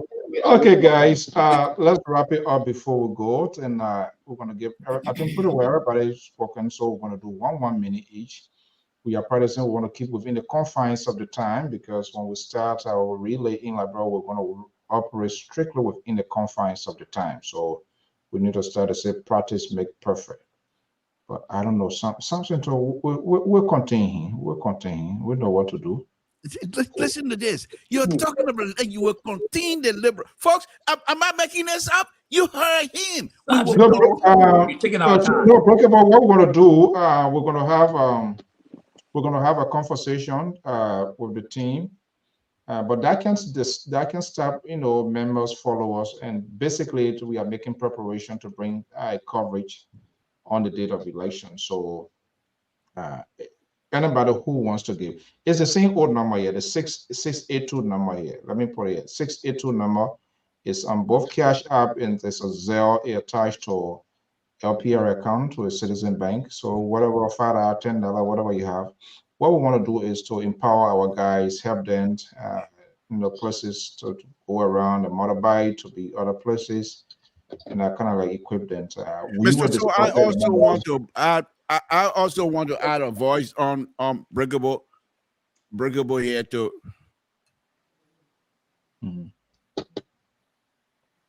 Don't come be play with you. No, I want to seriously commend. He and I have gone around the table before, but I really like him. He just like Terry. He doesn't rush, but when he give it to you, he give it to you big time, and I like that. And but I also want to tell him thank you for even bringing this up. And I think the CEO just spoke. Once everything is settled among us, he will definitely reach out and we'll do what we can. No, giving so much time to the liberal. It's not fair. No, the war is not fair. What we're talking about now, we're talking about how to Breakable is putting something because I talked about raising money, and that's why you want to add to it. So that's not he's not making any other point. Yeah, the human right advocate, and there's so plenty.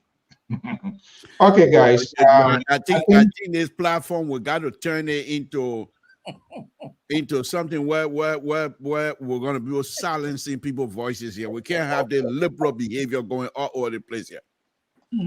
Oh, is that what you want to introduce to silence? I was talking about the other platform. I'm not talking about the platform. I said the other platform. That's what Terry on. I said the other platform. I see why Breakable and other people ambush, and a lot of one were out here. You were just having your own way and think that you were some sort of Goliath in this place. I can't even spend for a half second on this line. I shut off. Terry was there about 10 hours talking. Then when he comes on a program, he alone matters. How we take 10 hours talking? when he comes on the program, he will take 1 hour 15 minutes, and then he gave 15 minutes to the analyst, which is not right. Okay, guys, thank you so much. Let's wrap it You up. really Let's think go. I'm able to overtalk liberal? Let me say this. Thank you to my colleagues and Wait a everybody. second now. Where you going? Where you go? Yeah, to the ANC rally? Yeah, I gotta get a call for ANC. Let me say this. Let me close on the note. Kete, wow. If you are the head of any institution, we're in trouble. And things are going bad. Police commissioner on an ANC government? And you don't act. You take that responsibility. When I say person where is responsible for the drugs in the country, I don't have anything that he bringing the drugs in the country. But what do I have? What do I know and what is happening? Under his watch, the country has been infested with drugs.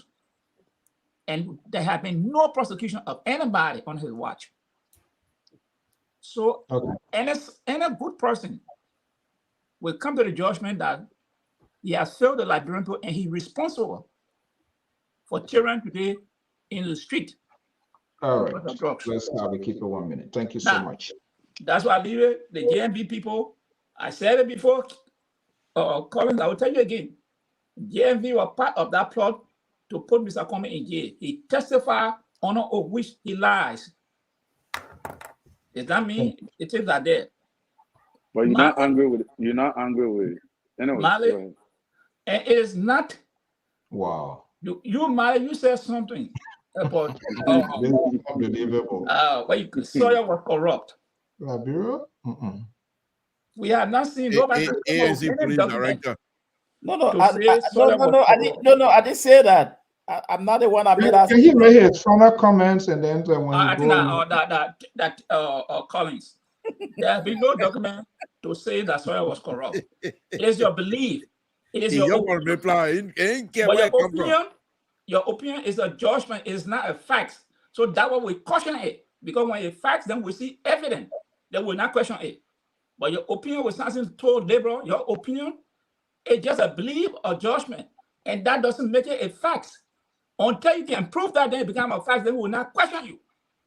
Mali, Tiawan was not elected. He was appointed by Sawyer. And everybody has a liberty, the will. You can work in any institution. If you feel like a boss, you cannot get along with your boss, you can ask for the SVP or you resign. Joseph Boakai did not do that. He took the money, rode a car 12 years, he sat down there, he traveled to the United States, only Liberian people dying. So he's part of that problem. Don't go. Do you suffer from headache after the program? You can take out it's something that I practice. I don't suffer from headache. Very good. Wow. Thank you, Emma George. I will respond later sometime in the future. But however, I just want to tell the liberal that he cannot cry more than the bereaved. Oh my goodness. I know the liberal is a sympathizer and well-wisher, but it seems to be he crying more than the bereaved. He can think about that. The ballet that I'm for you, the ballet you want to here now. Because the kind of fire he putting, the fire for fire he putting off for Joseph Boakai, anybody want to believe that he's a strong member, but he is not. The minister probably were waiting for him. I want for him to hold back some of his tears for now. Two, what I would like to say here is that it's just 30 more days, according to the Liberal platform, to election. And CDC is making the kind of a tactical turning over. So my question now is, someone asked this question on this platform. When will the leading contending political stand-up bearer, Joseph Boakai, hit the southeastern right now and Lofa County? Because if they start to beat the drum behind Joseph Boakai backyard, what I saw today with the CDC, I mean, I don't know, but it's something for the Unity Party and those who cry more than the bereaved to really think about. Thank you. Terry? Yeah, Mr. Mali, you know, to be honest, you don't know the people in Lofa. I lived in Lofa for 2 years. I know the people, they are highly traditional. So all that thing, the CDC-led government, why you think Unity Party is not shaking? We are not shaking because we know what happened in Lofa County. Okay. Ambassador Boka is going to end the campaign. Let me answer this question because the Liberal did not answer it. Ambassador Boka is going to end the campaign in Lofa County. That is why Lofa we keeping for last. Jeha President is keeping Grand Coup, the Southeast for last. We keeping Lofa for last. So if you say we don't have a strategy, we do. And you say Ambassador Boka was in Bapolu, Cape Mount, Magibi. I mean Bapolu, Cape Mount, and Bomi County. He moved, he went to Bassa. And now we spread up. Prince Johnson and Jeremiah Kun were in Nima. They already toward Nima. Jeremiah Kun, as we speak, is in Maryland. You didn't watch it? Go on Facebook. You will see the jubilation going on right now in Maryland County. So our strategy is well on course and in place. And I just want to say this, that there is a new Iron Lady that is rising. And that Iron Lady is Yombli Kanga Lawrence. She is the one that is marking president, that is marking former president Ellen highly, that she is not going to be able to pass President We Are the Ball, which is the number 9 to school. So that is why you see it's very difficult and tedious now in the political arena for the CDC, because they have seen the weight of the Unity Party. So all these things, people talking all over the place, you know, we're not giving credence to it because we know how we playing this game. And CDC is aware. And come October 10th, we all await to see the triumphant, you know, transfer of power. And that is our expectation and our hope. We are not deterred by what go on. You know, I listen to all these things that people are saying every now and then. ANC people cannot forget about one old Wani Boto story. They keep bringing it over and over, recycling it all over the time. Look, you have to, you have to come out of that web. Otherwise, you will never be effective. This is politics. The politics in Liberia is not a child play. You have to be man enough to engage. And that is what we expect. We expect Mr. Cummings now to go out of that thing and engage. But you stay hoping, you stay, every now and then we talk to you, you're talking about Wani Boto, what happened to the court, did that. That thing is gone. It's finished. Engage the reality and secure your place in the history of Liberia. That is what you should be doing now. And that is what we expect. That even if Mr. Cummings don't win the election, secure your place for 2029. That is what we expect. But stop bringing old story, dry door story, and all the kind of thing. It will not help you. Liberians have moved on. Yeah. Wow. Let's go to the Constitution State and the Liberal will send her home. Maybe after Keto, we're going to close. The Liberal don't need it. I know usually you got a package tonight. Keto, go ahead quickly. I will respond on it Friday. So, Terry, you know, sometimes you can live in your own world and you can fantasize, but the reality is the reality. You understand? I don't care what you say about it. It's good that you said the Lofa people, they are traditional people. Let me tell you what the Lofa traditions say when it comes to leadership. Lofa people, according to the tradition, if a leader is in office, they support that leader. They are bound on a traditional mandate to support that leader. Who is the leader of Liberia today? President George Manabuya. That's why you see the Lofians came all in the thousands to work on him. Even though the car got stuck in the mud, according to the Liberal, they were told, but they came out in the thousands running after him. 2, let me tell you something, Mr. George. You see, CDC, President Weah, will win this election on the first ballot, first round one round knockout. Take it to the bank. The Unity Party, the ANC Party, the dysfunction in the opposition, with the tangibility that President Weah has demonstrated over the past 5 years. The what ability? Bring him the tangibility. The tangible. Okay. But I see this when they put agitated together, they put 2 or 3 together, put Jana Jefferson Koji. Go ahead. But they want you know book. Mr. Toll. So when I let the way Terry made his analysis with confidence, the fact that he knows that they will win the election. When President Weah win the election, they should concede. They shouldn't sing the war drum or try to jump on the street to demonstrate, because we see what is happening. President Weah is going to the mud in high places, low places, trying to ask the Liberian people to give him that one round victory. And Waka dragging his foot, going from hospital to hospital, from hospital to hospital, and still playing poor mother around that he squander race car park. When we win the election, you'll come on LPR and you'll concede.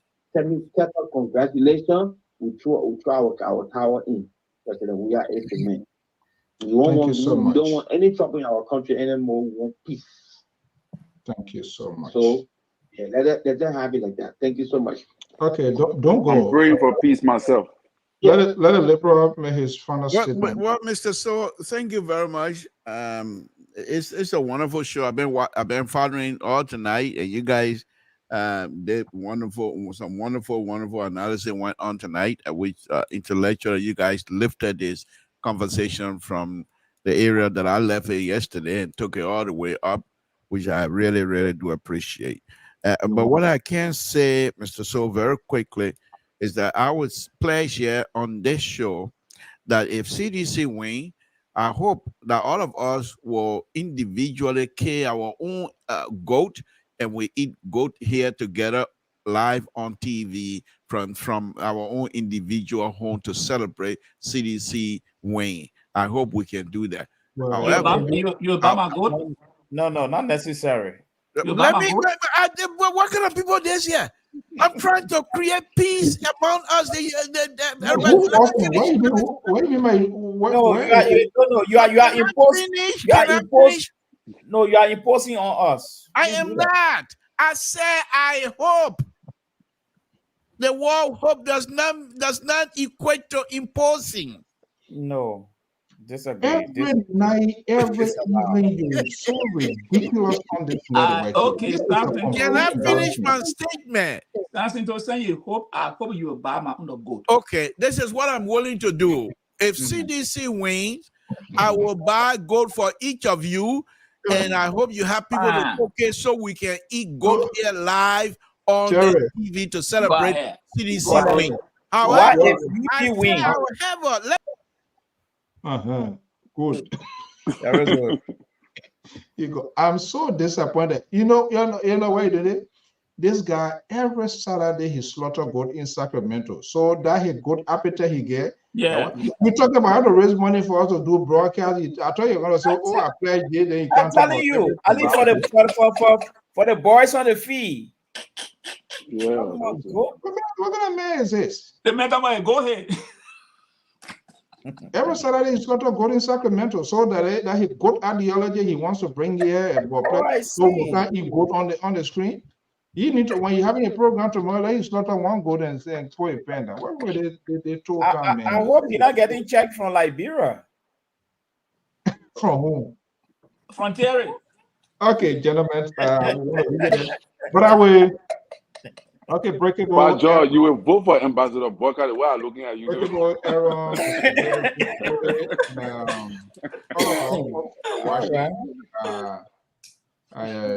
Even if you're first time, a young God, all of our Harrisons, all of you. This number here, because we also want to, from time to time, traditionally from the onset, 2017, we have been into this whole thing here, get our guys up. So it's optional, but we want to appeal to your good conscience. The 682 number is on Zelle, it's on WhatsApp, attached to the Public Radio account. Even though the account nothing there, but you can post something. We want to try to make sure we have a live coverage analysis of the election. So anybody who is touched, you can call that number. You can call me. You want to make sure, but it's already there. You're going to see LPR, like the dollar sign for cash out, like Public Radio, strictly to the network, not my name, and the Zelle attached to the account number. So it is what it is. Now the man who that he good work, I don't know why he went up. But Gordon, we're talking about how to send it to poor more. We hope everybody will buy. So we should buy 8% will buy 8 goats and can't eat it like. So home will grow on your head or what? I'm sorry that Cece not in. I don't know when Gongolo having his crowd exhibit. Malik Jones, the program finished, trying to start trouble. Cece not here. Why are you asking? Ask Amos George, he might answer you. I mean, it's the closing argument and closing time of the campaign. So I know maybe Council will have a rally, maybe in Nima or Bomb or Masorado. That'll be it. Well, we're waiting to see. Yeah. Okay, guys. Yeah, thank you so much. We are judging people by the crowd now. No, I don't believe in it. Our crowd exhibition is something. Okay, guys. Hey, Louise. Good evening. Good morning. How are you?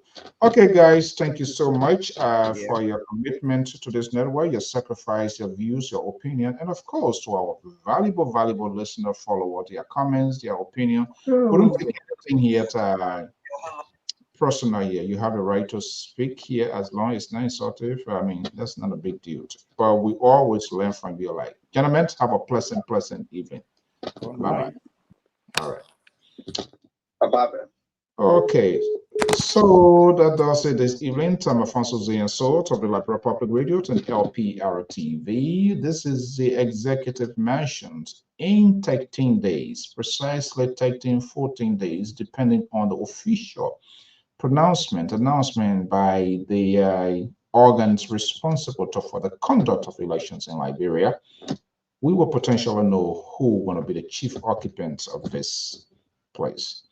Elections is a dicey one, it's celebrity. So people coming, oh, we will win. You never knows the minds of the voter. To tell you one thing, when that ballot paper is in your hand, that's when their conscience, their good conscience and good judgment speaks to them, and that's where they can make a final ultimate decision.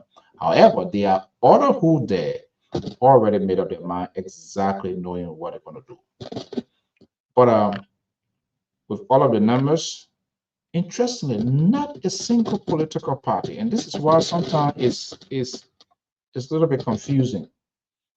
None of these people will come to say, I like that Mosorado County, Mosorado already in my column. None of them can tell you, say, I will definitively win Basso with this number of votes. So where does that leave us? With apprehension. So they are all walking fine line, keeping hope alive with their supporters, their bases to energizing.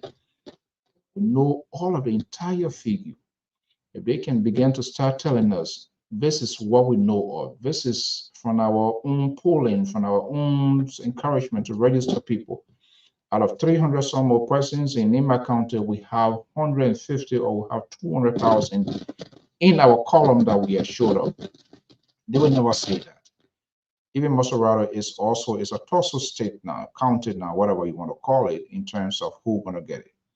Now, if you see the presidents leaving Mosorado, going to the southeast, politics has all ever been very strategic. Even in the West here, there are certain places that don't go, Democrats or Republicans do not go there to waste resources, because no matter what, they will not win it. However, that is not applicable in Liberia. However, every group somehow, some way, they're going to get a chip. They're going to get a bite of specific voters. But if I was a standard bearer of these counties, their party chairman shouldn't have even spent their time in Monrovia.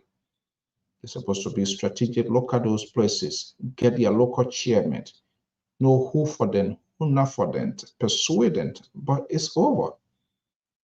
I was in Liberia less than 2 weeks ago. Literally, not almost for the most part. When one person is somewhere, you potentially going to see the same group of people.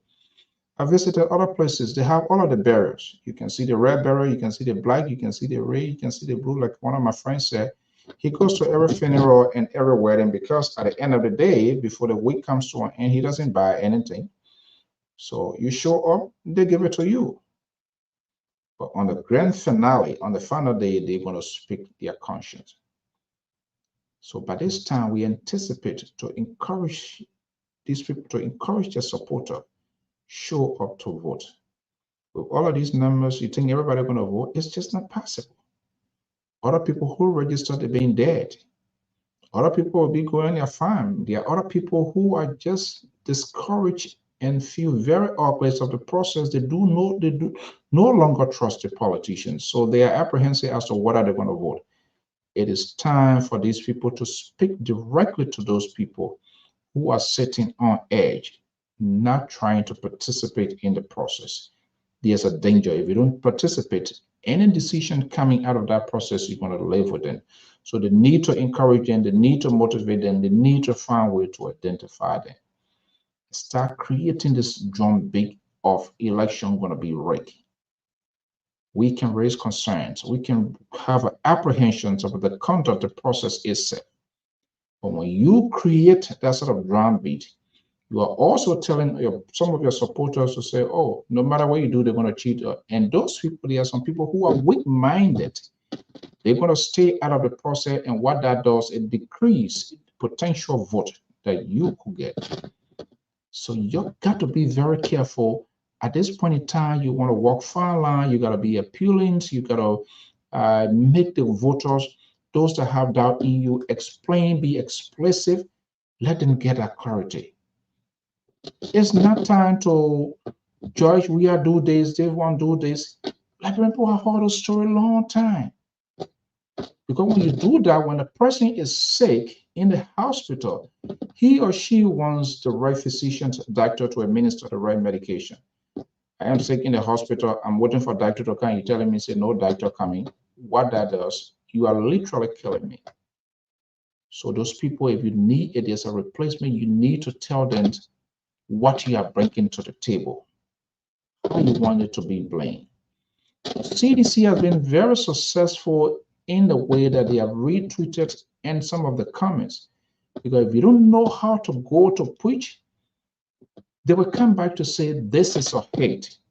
They hate this guy. They are jealous. They are envious and all of that. You don't want to do that, because when people see that as a hate, it means it undercuts your argument.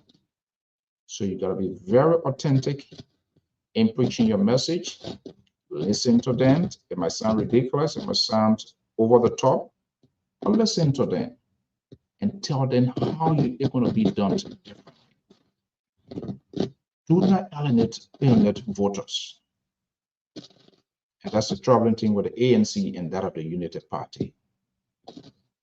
There's one major political ideology they have in common. That is to have this president as a one-term president. But they are unable to soften the tone to the ball. What happens in the second round? United Party and ANC, they can't see eye to eye. I don't understand why. I don't know what we're going to know. But it is at this injury and straped time in politics, you begin to consolidate. You start having conversation. And ANC, CPP is one of the major political factors. You will need it. If you muddy the road, you muddy the water, it makes it difficult to have a political settlement when you need their support. That is not a good strategy. It is time to soften your tone and listen to sickness and do what you're supposed to do. You cannot be overzealous or positive so much in politics. Anything can happen any time of the game. Keep focused, get in touch with your supporters, your bases, encourage them, Those who want to go on the farm before voting, please make sure you cast your ballot before you go on the farm. But everybody so temperamental. Because when you do that, you anger other people. It undercuts whatever good message you should be putting out there because of the conduct, how you process your message. There are some people, they are listening, they are waiting to hear some tone. It could be a simple thing that would trickle and change them and say, oh, wait a minute. I thought this person was this way. I didn't know he or she looks like this. It could be a simple word that will convert that person and change their political mind. This is why you do not go into a fight with voters, because that can anger them. That can create this apprehension. And that's what most of these people do. There are people that are around them, they don't want to do it different. You want people to be at ease, to be free with you. So if this person doing it wrong, you want to do it and then you give justification to their wrong, then it makes no difference. You are just the same as the person. And that is where this political tolerance is lacking in our politicians. Their supporters, their surrogate. People who disagree with them, they don't want to listen to them. They give up. That's not how it works. Politics is all about interest, first and foremost. If you can protect my interests, if I cannot be accommodated with my own political ideology, you're not going to get my support. So they need to understand that everybody wants to be protected somehow, some way. This is why supporters, their surrogates, everybody defend their own alligator. And then that's where you go to. Even if their leader does it wrong, they will never say it. They will never speak about it. Not to even mention the leader themselves. They are not honest. They are unapologetic. They don't admit to wrong. They don't take responsibility. They make excuses. They send out to refer out to history, which of course history is all about the past and the present. They will tell us it happened 2-3 years ago. You didn't talk, so why we're talking now? Okay, if it happened 2 years ago, can't you change that? Be man enough as a politician, woman, take responsibilities. Be authentic, be genuine, be honest.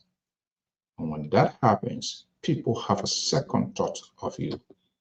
When you begin to give excuses, it happened 2 years ago, 3 years ago, we don't talk, and so we are talking.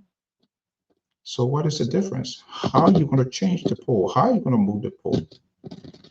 This building is the pride of the nation. It is the official residence of the President of the Republic of Liberia.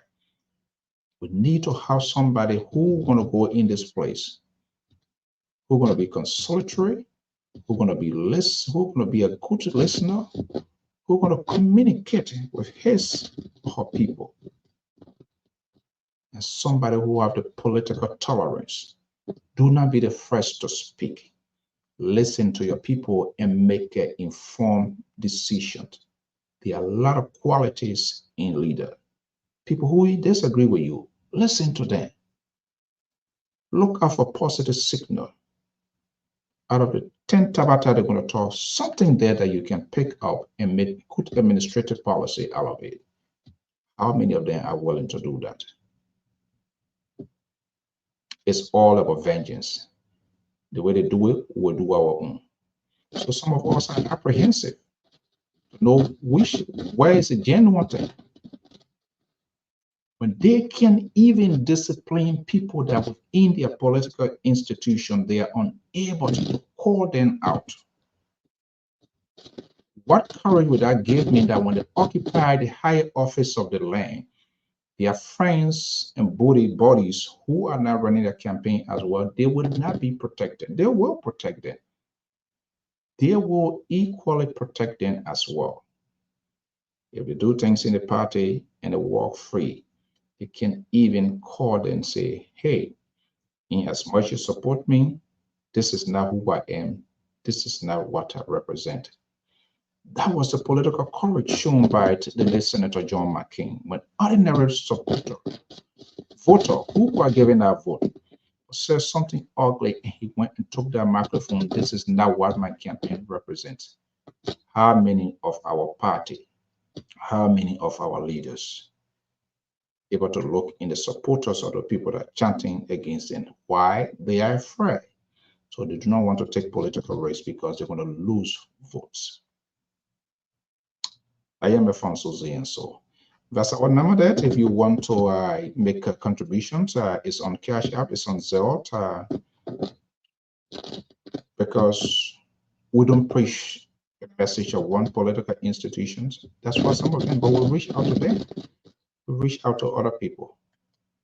And this, all the folks you see here is at their own way, parties that they believe in. So we don't prioritize anybody here. We don't leave anyone behind. And this is why we try to do the best we can do it. Until then, by God's willing, we say thank you so much for being part of this program. I will be back here on Friday, and we'll have more conversation. Have a pleasant evening. Bye-bye.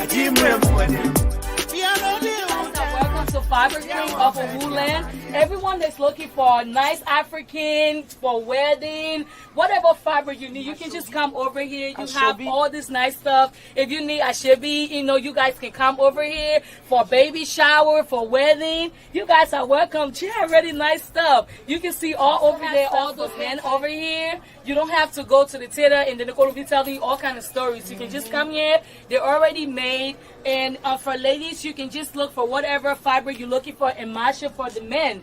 And, your husband already have a shirt made. You can get stuff for your kids. You can get stuff for the whole family. We have African slippers and ashebi hand ties all over. I just